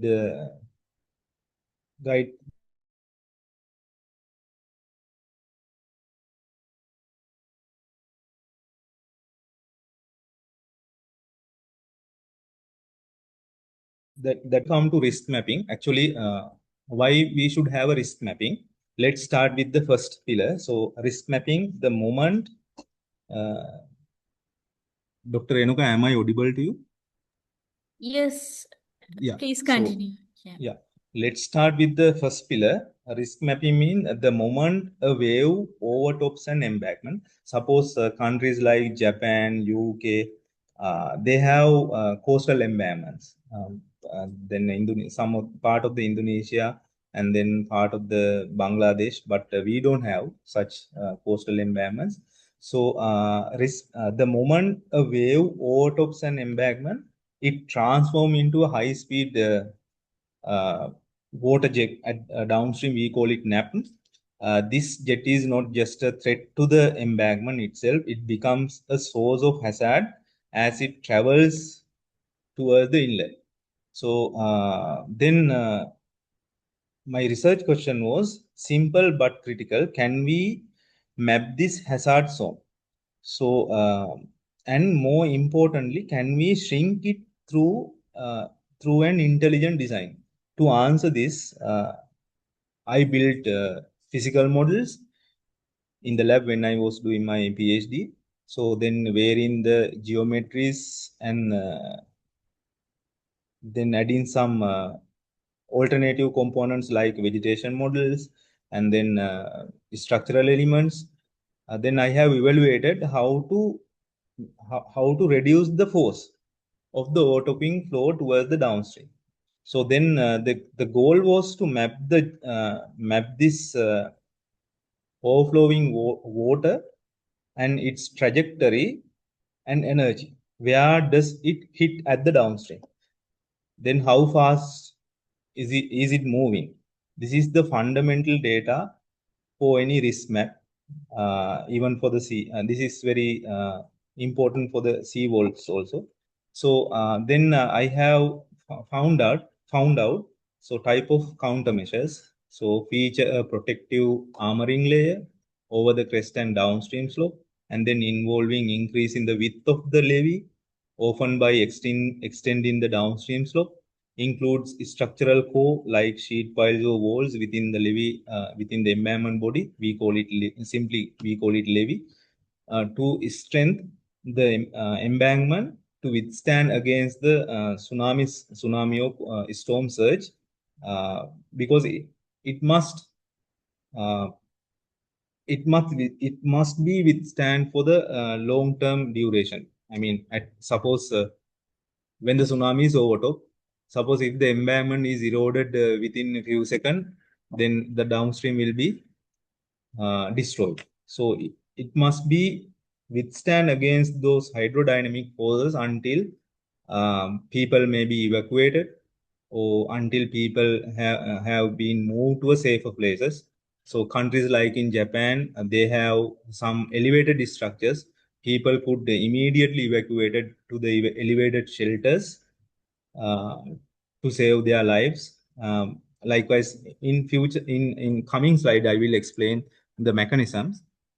So then another key alternative would be the results were striking and have direct implication for how we draw our risk maps. So compared to a bare embankment, a densely vegetated crest or other alternative showed uh, in the image are reduce the destructive energy of the overtopping flow by up to 60%. It is also shorten the overflowing jet trajectory by neutralizing the high impact zone and take it closer to the towards the embankment toe. So this means the area of highest risk, the zone of severe slow and powerful flow, is now small and confined. Furthermore, if the embankment downstream is protected, which reduce the erosion and stand against the dynamic forces successfully. Moreover, energy is dissipated locally or at downstream here locally, so less destructive power propagates toward the inland. This tells us that by designing our first line of defense differently, we can fundamentally redraw the hazard map for the communities behind it. To communities behind it mean the people who are residing behind the seawall. So then come to an a kind of a numerical modeling. So this is when I was in there, we did some simulation. So breach point for the Chikuma River embankment. This is due to compound flooding during the storm. During the storm, so Japan has severe storms each and every year annually. So then we have developed 3D analytical method, which is capable of reproducing the damage mechanism caused by overtopping and evaluating the effectiveness of the countermeasures. So then examine analytical methods for evaluating the performance of the surface covered overtopping resistant levees, which are covered with blocks from the crest to the landslide, toward the landside top. So this numerical model shows you so how far of extent the erosion is start, how far of extent these paving blocks could be moved towards the downstream when the overtopping is continued. So background is in recent years, flood disaster exceeding the capacity of river levees have occurred frequently during the compound floods. The primary cause of levee breach is due to the overtopping. This is very common for the coastal embankment as well. So then the Ministry of Land, Infrastructure, Transport and Tourism in Japan and the research institutes, universities and other collaborative partnerships like industry partnerships, they have advancing their studies to introduce reinforcement technologies for the river levee against overtopping. Consequently, the demand for resilient embankment structures against overtopping. So then current status and problem are hydraulic model experiments are an effective way to verify the effectiveness of the countermeasures against overtopping. However, because they require significant cost and effort, so it is not easy to conduct many test cases under various conditions. So then there are a few analytical methods that can comprehensively reproduce the entire process like this. So I use algorithm called CFDEM lights. So this is that is coupling the sediment transport with the computational fluid dynamics. Dynamically, we can evaluate how far of extent the erosion propagates toward the levee body when it is continuously overtopping. So we can have a precautions like installing paving blocks. In addition, we can install soil nailing likewise. So then come to the AI and machine learning enhancement. So from static maps to dynamic prediction with the AI, the current lab experiment carrying out in my research group give us a precise physics-based understanding of hazard, but how do we scale that up to map risk for the entire Sri Lankan coastline under countless different storm scenarios? The answer lies in artificial intelligence. The brilliant example comes from Busan, South Korea, where researchers developed a hybrid deep learning model combining convolutional neural network and neural network. The CNN learns the spatial features of the landscape from satellite images, while the then other algorithms like LSTM learns how the hazard evolves over the time from tide gauge and the wave data. Together, they can generate high resolution probabilistic flood risk map in a fraction of the time it would take a traditional model. For Sri Lanka, this means we could create a dynamic risk mapping system for our entire western and southern coastline, a system that updates in near real time as a storm approaches, showing not just where the water will go, but how deep and how fast it will be. So then now here is the crucial part. So we are not starting from zero. There is already a world-class example in international best practices, best practice being implemented right here in Sri Lanka. The REAMS project, the REAMS project, and the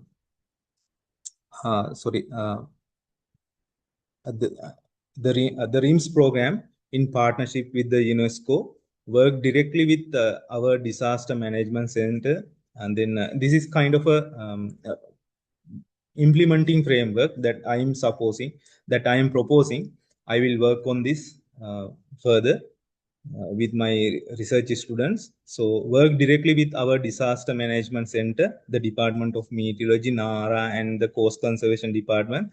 They conduct training on nearshore. Then we can conduct training on nearshore surveys, and we can introduce tools like Inspire for tsunami risk assessment, storm surge risk assessment, and then we can implement the escape for evacuation planning, and then the foundational work could be done. So our institutions are already have set of data, but they don't have a strong implementation methods. So right now I'm working on developing this kind of a workflow to enhance the tsunami and coastal disaster risk resilience that would cater from nearshore survey data, and then tsunami risk assessment modeling, coupling with tsunami risk assessment modeling, and then giving information for the regional cooperation through a regional data sharing policy, and then finally implementing the evacuation planning that is under the preparedness. So then I would actually I want to implement this with the national partners SLTC, UOM, and University of Peradeniya, and then international partners like LSBU and UEL.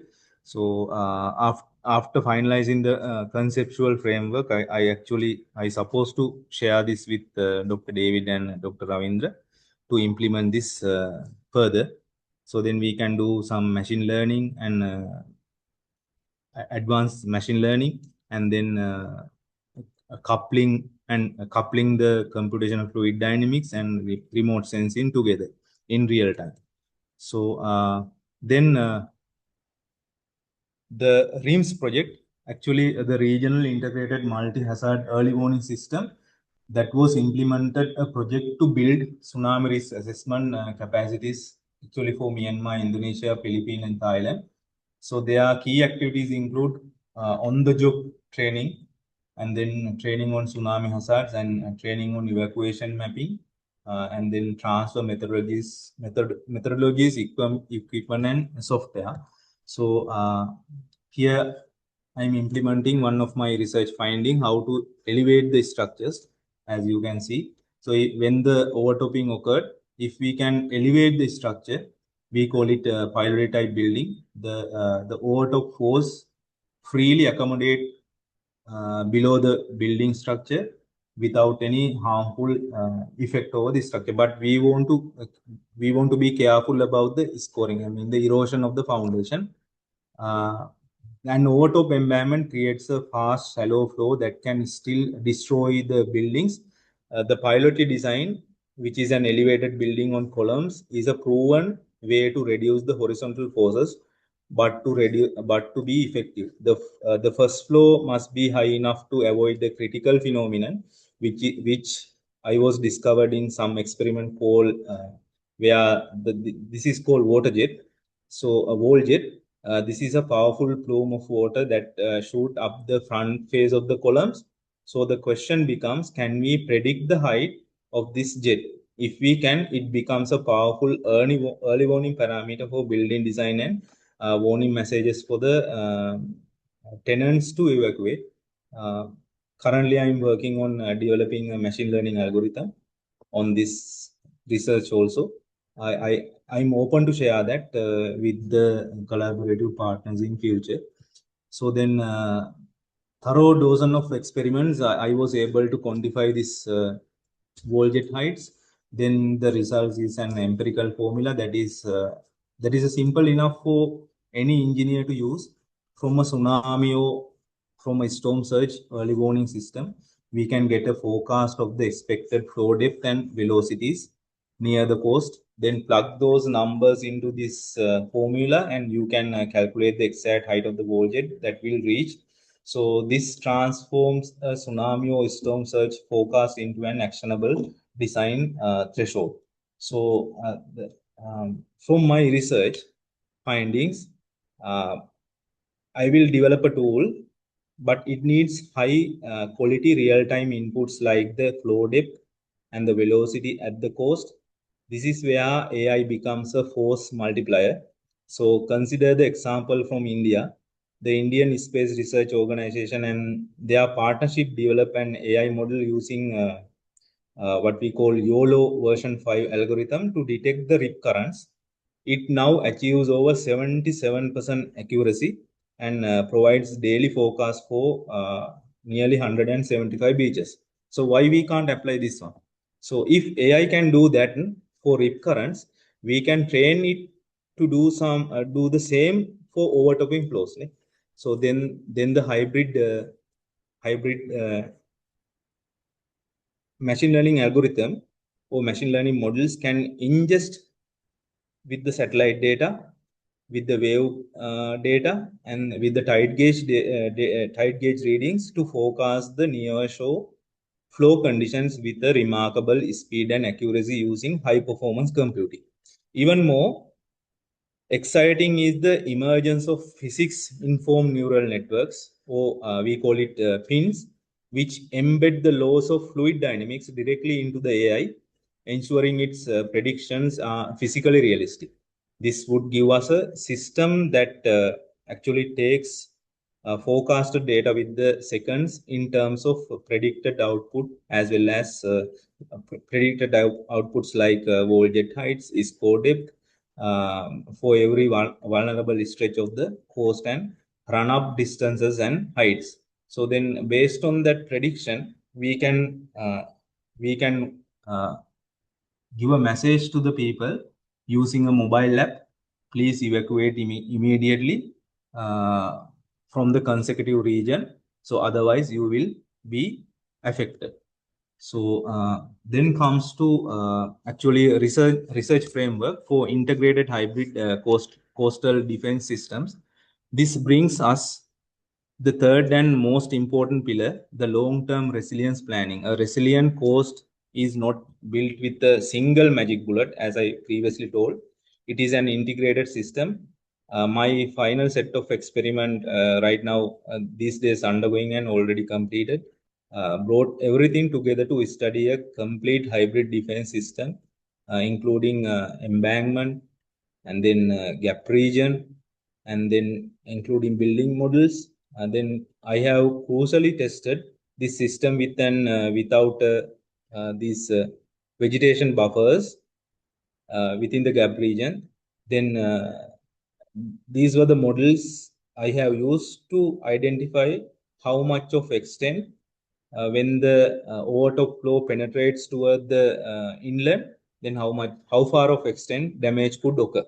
So with the series of layered defensives, we can reduce the risk. But suppose regions like Galle, Colombo, as Dr. David told, coastal region like Vellavatta area, we don't have a land, we don't have a excessive lands. So in that case, we want to go to an alternative solutions like integrating of AI, machine learning, and real-time data. Otherwise, if we have plenty of lands, then we can implement these things. So this is perhaps the most important findings of long-term planning would be the power of the green gap. When the vegetation was placed, the vegetation placed a buffer in the gap between the coastal embankment and the building structures, the results were transformative. The vegetation acting as a natural shock absorber, taming the violent turbulent flow. So then the forces over the building could be reduced drastically, even though ISCO depth could be reduced drastically. Actually, it is a structural defense strategy with quantifiable and then dramatic benefits. For the policymakers, the message is clear. Mandating and managing a green buffer zone behind the coastal defenses is one of the most cost-effective investment we can make. So as you can see, when we are here, so the structure has been survived because due to this vegetation buffer. To test the power of nature-based solution, so I designed two experimental setups as shown. So on panel A shows the worst case scenario, and then on panel B shows the mitigation scenario. So then everything is identical except for the critical addition.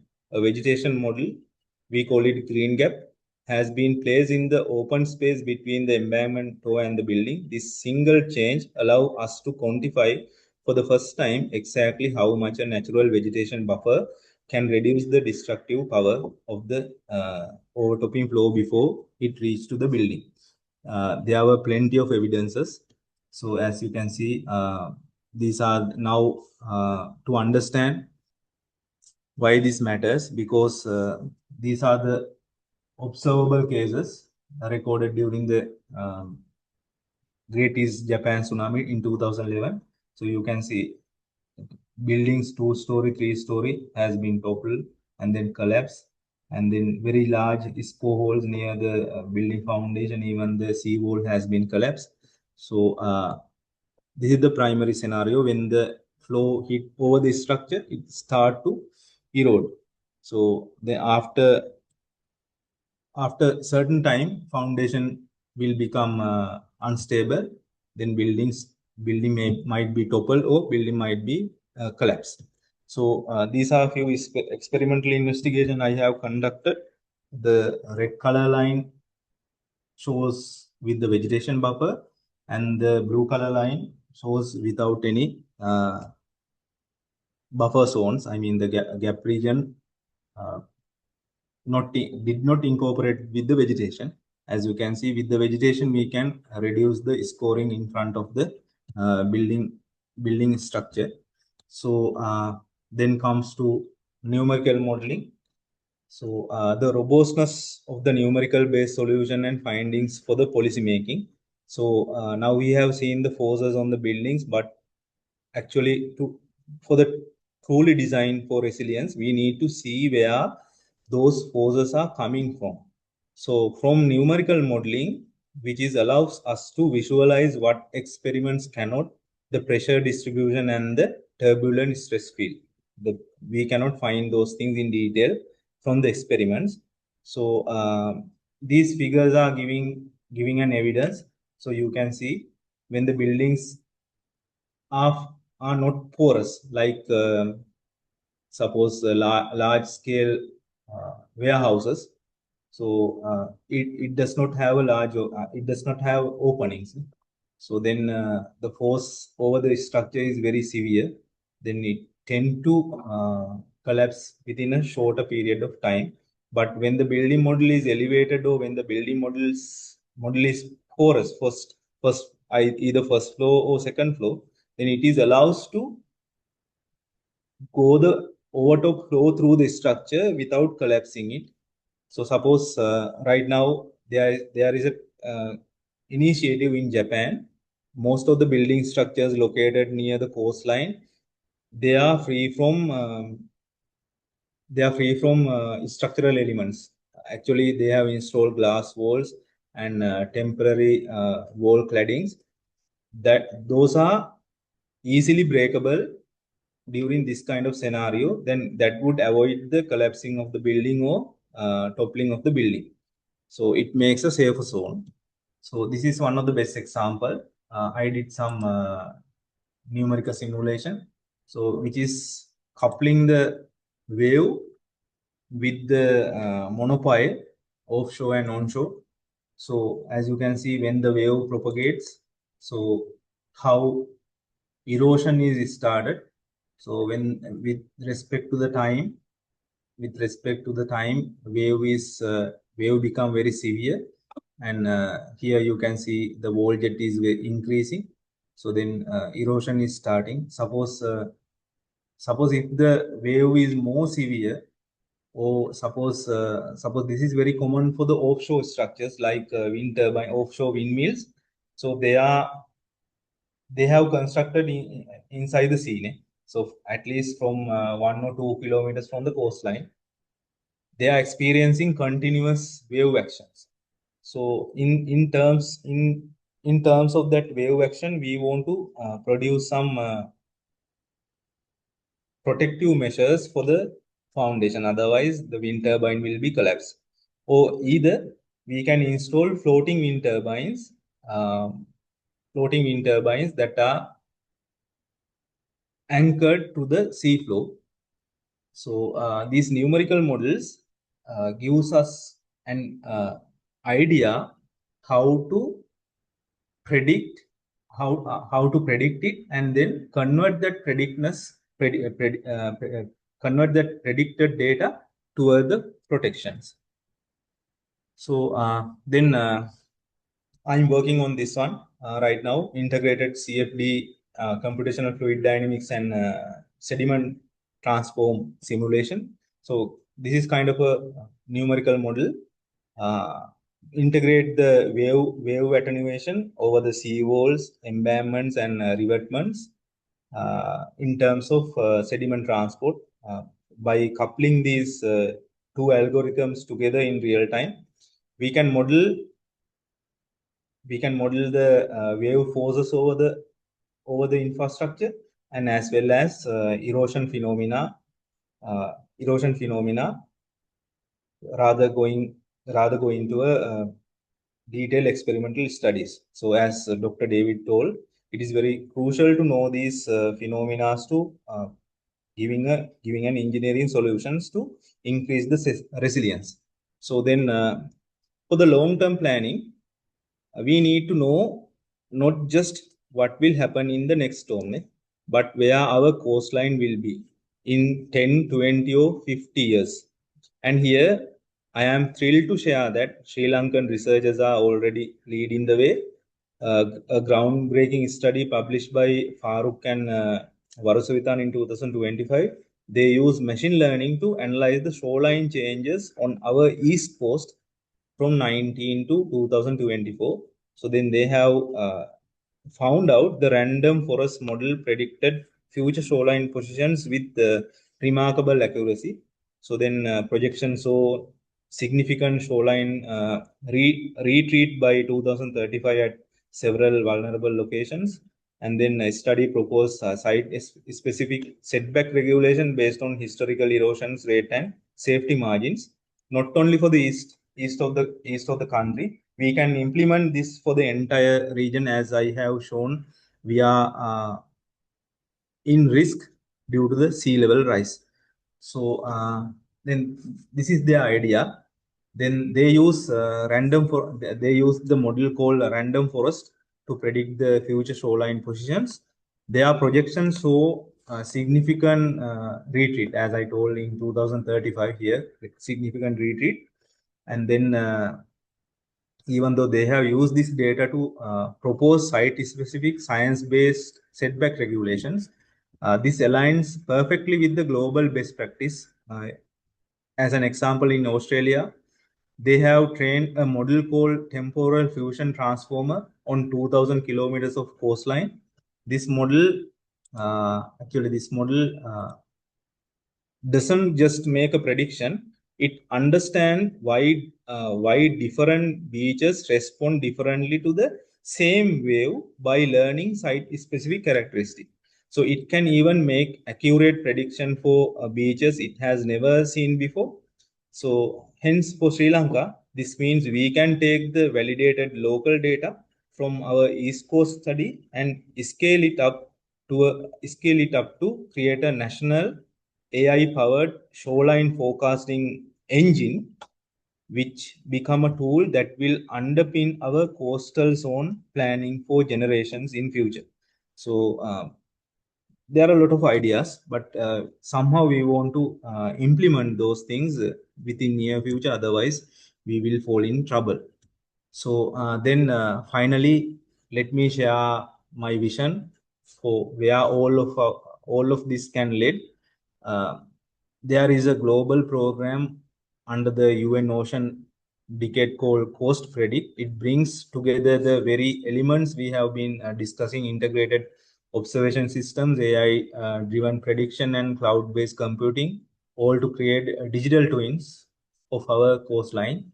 So top layer would be a multi-hazard early warning system, climate risk assessment, ecosystem management. Then middle layer is the cloud infrastructure, which is called global coast. Then base layer, where anchored and with volunteers could implement these things. Base layer towards the top layer. So finally, a digital twin is a virtual replica coupled with the experimental setup of experimental findings, which is constantly updated with the real-time data, allowing you to simulate future scenarios like storm surges, sea level rise, and the impact before it happens. So Sri Lanka has the opportunity to become a coast predict pilot site. This would give us access to a global federated cloud infrastructure and the expertise of world's leading coastline oceanographs. So it would allow us to build Sri Lankan coastline digital twin, integrating our local data, your research, and these global AI tools into a single powerful platform for resilience. This is not science. Actually, this is not a science fiction. This is happening right now. So, in under Dr. David's supervision, there is a project called Digital Twin. They are trying to implement the overtopping tsunami wave and the backward tsunami wave. So I am supposed to get that data to validate these models. So that would be a good collaborative for us in future. So then finally, integrated research, AI, and best practice for coastal resilience. This is called a three-part foundation. So risk mapping, early warning strategies, long-term resilience planning. Then finally, we are coming towards the international best practice in terms of Sri Lankan resilience. So let's synthesize what we have learned. This slide brings it all together. For each focus area, we have three-part strategy for risk mapping, and then the research based on my research idea based on eco DRR and hybrid defense. Then AI provides the scalability, and then RIMS program has already laid the institutional groundwork even here in Sri Lanka. So then we can couple the early warning data, and then at last AI provides the real-time data set, real-time predictions that would be useful for the evacuations. So even though for the long-term planning, we can implement a green gap, which provides the evidence for nature-based solutions. Even though we can couple the AI with the green gap to study further about the ecosystem within the coastal areas, because it is very important to maintain a good buffer zones. Otherwise, if the forest is cannot regrow or couldn't maintain, we might falling in another trouble. So hence we can use these digital twins. This is a comprehensive evidence based and based on the comprehensive evidence based achievable roadmap. So now coming to the last few slides. So what is the way forward? So its phase achievable roadmap. In the immediate term, we must update our policies and building codes with the evidence from our research, which is mandating the infrastructure design. Furthermore, we must also immediately leverage the existing capacity of integration of the AI and machine learning, which have already trained, which could be already employable, because most of the models already trained in some of the institutions worldwide. So in the medium term, we need to invest in a national network of coastal sensors, and we want to give the funds for the application of AI models for shoreline forecasting, building on the incredible work on our researchers. Even though based on our own research publications. So then in the long term, we can realize the vision of Sri Lankan coastal digital twin, a tool that will empower our communities and guide our planning for the generations, coming generations. This is how we can transform awareness into action. So then finally coming to the integrated coastal protection schematic policy-based action goals, foundational policy inputs, operational interventions, then long-term climate action and addressing the sustainable goals. So, which is addressing Sendai framework priorities, Paris Agreement, UN Sustainable Development Goals, even though Sri Lankan national policy on disaster management. This roadmap is not just our own; it is a direct contribution to fulfilling the Sri Lankan communities under these global frameworks and agreements. Most importantly, it is provide the scientific backbone and technological tools to strengthen our own national policy on disaster management, which is ensuring it is fit for the challenges of the 21st century and the ongoing risk. So coming risk. So thank you very much. So I would acknowledge MEX Japan and Saitama University, even the Yachio Engineering R&D division, and then SR Lancer Sri Lanka project and London South Bank, UEL and UNESCO Madanjit Singh Center. They were the pioneers who were teach me and then who guided me towards this, and then really thankful for you. Thank you very much. Okay. Thank you very much, Dr. Charita. I hope I am audible. Yes. Okay. Thank you very much once again for your insightful presentation titled Prediction to Protection. Your discussion provides us a clear roadmap for translating scientific research and technological innovations into practical solutions for coastal disaster resilience. And also you highlight the relevance of global networks such as the Sendai Framework for Disaster Risk Reduction to Sri Lanka, and also how climate change and warming ocean are intensifying storms and coastal hazards, and the concept of hybrid defense system combining engineering structures with nature-based solutions like mangroves and coastal vegetation, and also the use of AI and machine learning for dynamic coastal risk reduction prediction, early warning system, and shoreline change modeling. Finally, you presented the strategies for building a climate smart coastal resilient approach in Sri Lanka. Thank you very much, and we sincerely appreciate your expertise and contributions to today's discussion. Now we have reached to the Q&A session. As we proceed with the session, I encourage all of you to reflect on how science, innovation, policy, and community engagement can work together to strengthen climate resilience in Sri Lanka's coastal region. And also, I would like to thank all of our participants for your thoughtful engagement and for sharing your questions. I think you got answers for some of your questions, so I'm not going to pose those questions. So due to time limitation, we may be able to address only a few questions. With that, let us begin the Q&A session and move to our first question. So this question from Mr. Andimal, he asks, can I know the softwares used for these simulations?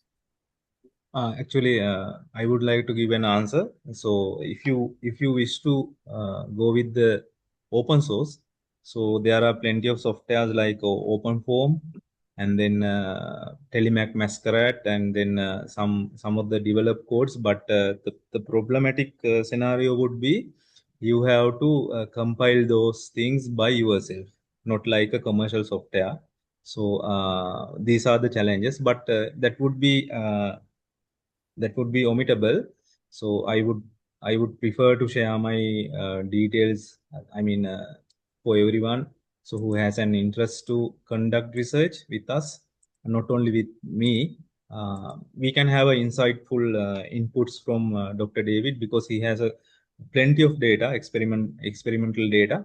So then we can validate together those things. Right now, as Dr. David once I told you, right now, I am working to predict the ISCO at the foundation of the building due to an overtopping or due to tsunami or storm surge run up. So in future I will share the code and everything together. I supposed to publish it as an open source. I mean, open source openware code in GitHub. So, but the problem is compiling those softwares. So that is the most challenging one. So other than that, there are plenty of examples, and there are uh, there are plenty of contributors who are continuously actively contributing for these softwares. So I can list down OpenFOAM, Telemac Masquerade, and there are and then CFDM lights, computational fluid dynamics, discrete element particle method with the lights. Even though CFDM lights, GPU, FunWave, NHWave, those are the softwares right now available, open source algorithms. Okay, thank you very much, Dr. Charita. Our next question is from our Madam VC, Professor Chandrika Vijayaratne. She asked the most interesting and worried. Have any islands in the Maldives disappeared or submerged in the last 50 years? And also she asked, has the Sri Lankan coastline changed?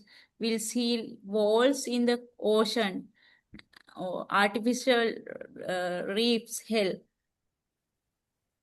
Yeah, Dr. David, can you give an answer for that? Is it okay? Because yeah, I'm not sure about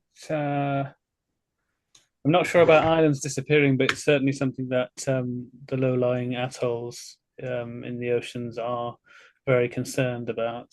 I don't know whether it's happening yet, but I mean, for some of these island nations, these very small low-lying island nations, I mean, this is existential. That these nations won't exist if sea level rises are in any way close to the predictions in the future. And the second question, I think, was about seawalls already being submerged. So I think no, but the issue is that we're just at the borderline of the climate becoming non-stationary, shall we say. So a lot of the infrastructure that's now in place is now looking at a future which is quite uncertain, and that where the sea level is beginning to change. So we may well see that. In the UK, we've recently had the first example of a coastal village which has been abandoned completely, and they're going to take it down and rebuild it further inland, sort of brick for brick. It's quite a small village. I think it's about 20 houses. But that's an example of coastal erosion, in our case, sort of becoming a significant problem. And so, it's only in the last sort of few years that I feel climate change and sea level rise in the coastal context has started to actually show its effects. in a way that I think the general public kind of can see and can feel. For many years, for decades. I mean, we've known about it since the 70s, but for a lot of that time, it was predictions. But now I feel that these effects are beginning to influence our everyday life, and hopefully they will start to influence policy decisions as well.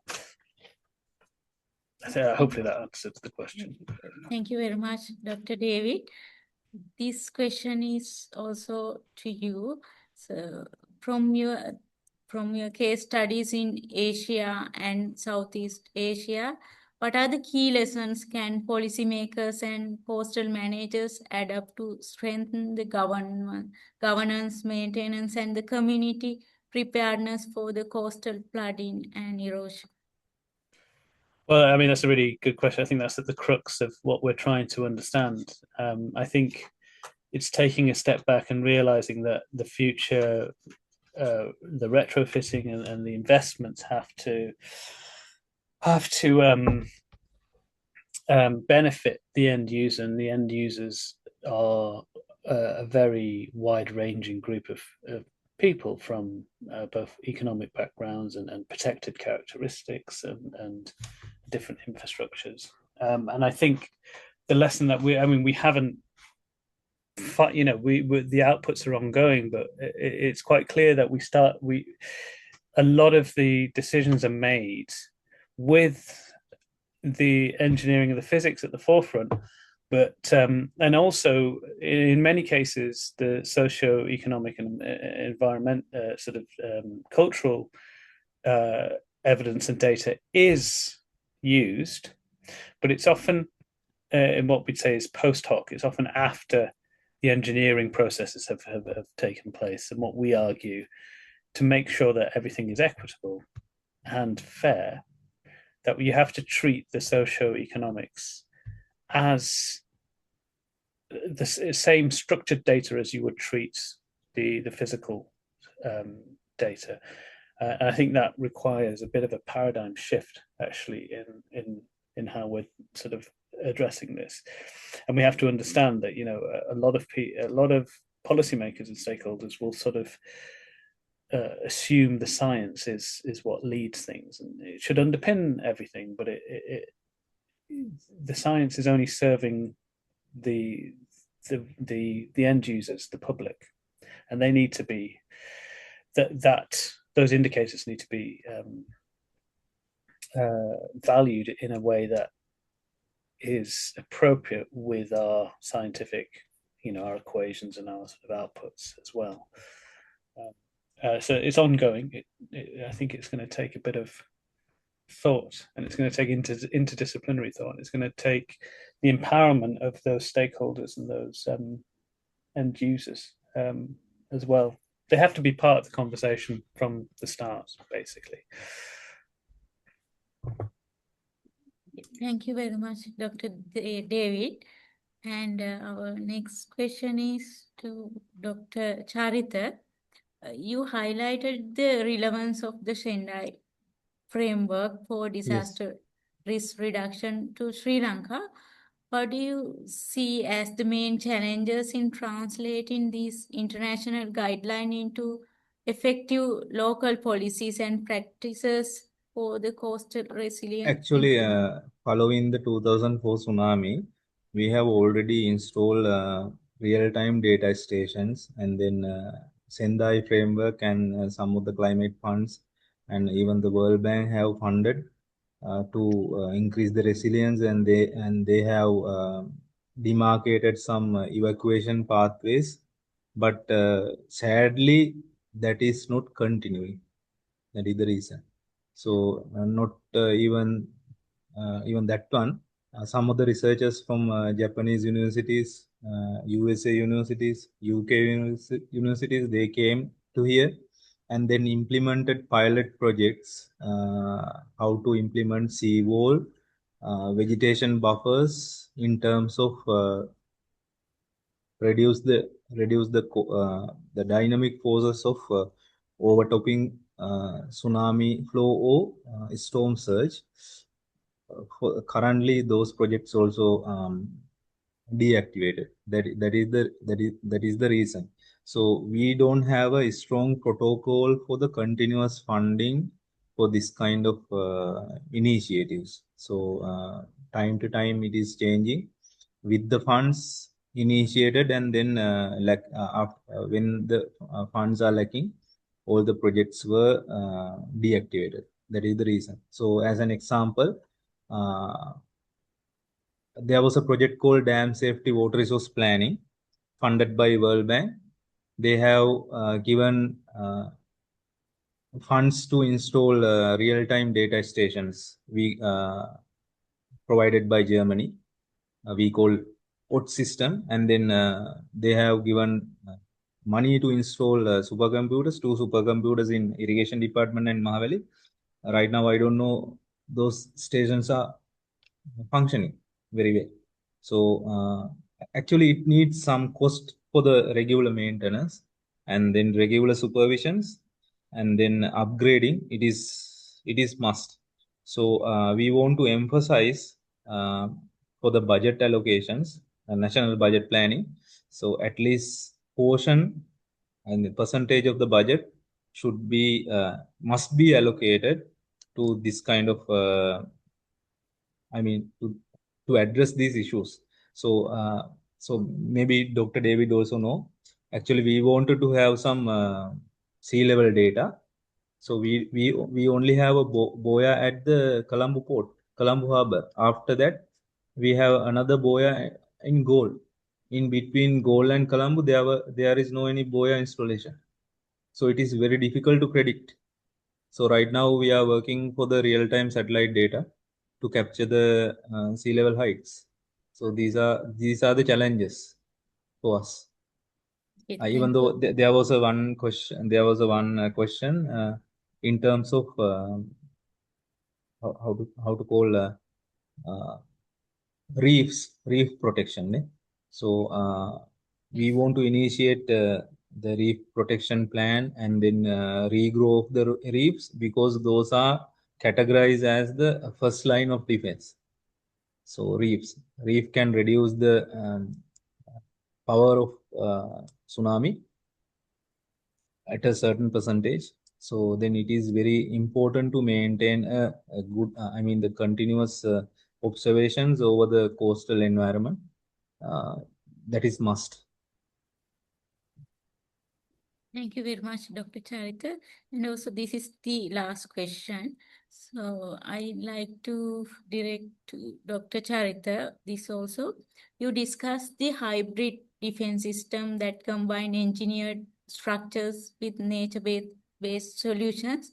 Yes. Are there any examples? In Sri Lanka? Yeah. Any? Or in There were a few elevated buildings near Gold area, but there are plenty of examples in Japan. When I was in India, we have started to implement embankment, vegetation, moat and hybrid combined defensive system for the Hokkaido region, so northern Japan. So then we have conducted a series of experiments in the steady flow currents and as well as unsteady flow currents, and then we have used numerical models to implement the evacuation pathways, shortest pathways, and then we have transferred that data to the MLIT, Ministry of Land, Infrastructure and Transport, to get the further initiations like development of mobile applications. When the tsunami comes, there is a message comes to our even during the earthquake, within a short time interval, there will be a message comes to our mobile phone. So start evacuation. Not only that, they have a good practice. They are preparing a separate baggage, including foods, necessary appliances, and all the necessary things. When a disaster happens, they can grab that suddenly, and they can go to a evacuation place, the designated place, So we don't have such an initiative. Actually, we want to implement these things from our school. I mean, from our schools. At least from now onwards, we want to start these implementations. Otherwise, it is very difficult because our children, they don't know the effect and the threat. They don't know the threat. They don't know how to evacuate. They don't know how to use the messages. And then once I told during the last webinar, we are developing a machine learning algorithm real time to capture the social media information, sharing social media real time information, and direct the respective organization to immediately delete. So to avoid the sharing of the falsified information, that is also must in handling of trauma. Otherwise, people fall in a series of troubles when seeing false information. So in that case, meteorological department, irrigation department, coast conservation department, institutes like NARA, and then research universities and the universities like us, not only us, even the state universities and disaster management center and schools, we must work together at least now onwards to implement these things for our coming generations. Otherwise, it is very difficult to face the reality in future. Thank you very much. Thank you very much, Dr. Charita. This final webinar has emphasized that coastal disaster preparedness is not only a technical challenge, but also a social, institutional, and policy challenge. Building resilience requires science-informed risk assessment, nature-based and engineered hybrid defenses, dynamic prediction tool and early warning system, as well as community engagement and governance for long-term adaptation. I would like to sincerely thank our esteemed speakers for sharing valuable knowledge and professional insights, and also extend my appreciation to all our participants for your active engagement and thoughtful contribution during today's session.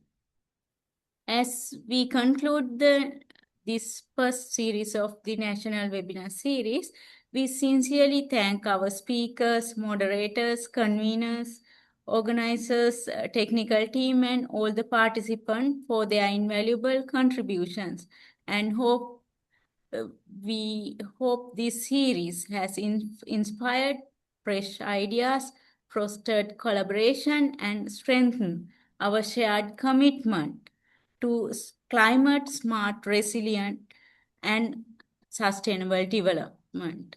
With that, I now hand over the session to Mr. Samantha for the concluding remarks. Thank you very much. Over to you, Mr. Samantha. Dr. Renuka, sorry for the interruption.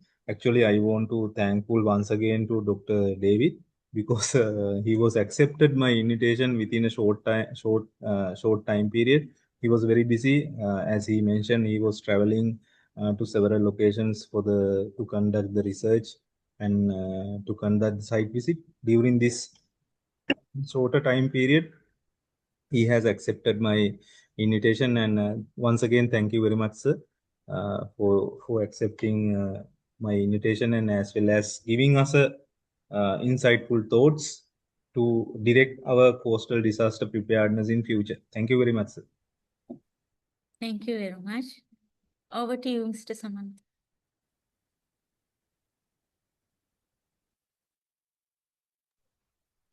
Thank you, Dr. Aryavan, sir. Thank you to Dr. David McGowan and Dr. Charita Disanayake, our speakers today. Dr. David McGowan from the School of Engineering and Design at London South Bank University, and Dr. Charita Disanayake, Head of the Department of Civil Engineering at Sri Lanka Technology Campus. Thank you for sharing your valuable insight, expertise, and perspectives on this important topic.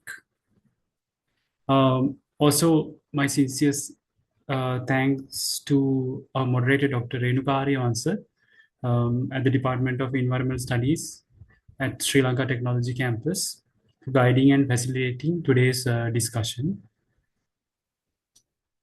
Now, we are deeply grateful to the Institute of Environmental Professionals Sri Lanka, IEPSL, our strategic partner, for its leadership and continued support in strengthening this important national initiative. We also extend our appreciation to the National Science Foundation of Sri Lanka for disseminating this webinar through the STMIS platform, and to the Association of Commonwealth Universities for sharing this event across its global network. And with that, we conclude the national webinar series, Climate Smart Sri Lanka, Awareness to Action, Threats, Vulnerabilities, Lessons Learned, and Future Preparedness. Now, let me also offer a note of gratitude to everyone who was involved in this initiative. On behalf of Sri Lanka Technology Campus, I extend my heartfelt thanks to all the speakers who participated for this webinar series from Sri Lanka and overseas, our conveners, moderators, organizers, and technical team for seamless execution of the webinars, and most importantly, all participants who joined from Sri Lanka and abroad, who beyond and actively engage and enrich today's discussion, and all the discussions, of course. And we hope that this webinar series has inspired new kind of thinking and fostered some meaningful collaboration, and strengthened our collective commitment to climate smart development, resilience, and sustainability in Sri Lanka. We are also pleased to inform you that we will be organizing another series, the National Webinar Series, Climate Smart Sri Lanka, series number 2. This next series aims to move beyond awareness and focus on practical solutions, innovation, and partnerships that can support Sri Lanka's transition toward a climate resilient, sustainable future. And we warmly invite all of you to join and actively participate in this upcoming series, like you have participated in this series. Okay, so finally, I would also like to inform you that the e-certificates will be issued for this session, and certificates will be provided to participants who registered through the official Google form and complete the feedback form following the webinar. Further details regarding the certificate issuance will be shared via email. You can find the recorded sessions of this webinar series on the official YouTube channel of SLTC. Now, if you're willing, please subscribe to our channel and stay tuned. Thank you and good night.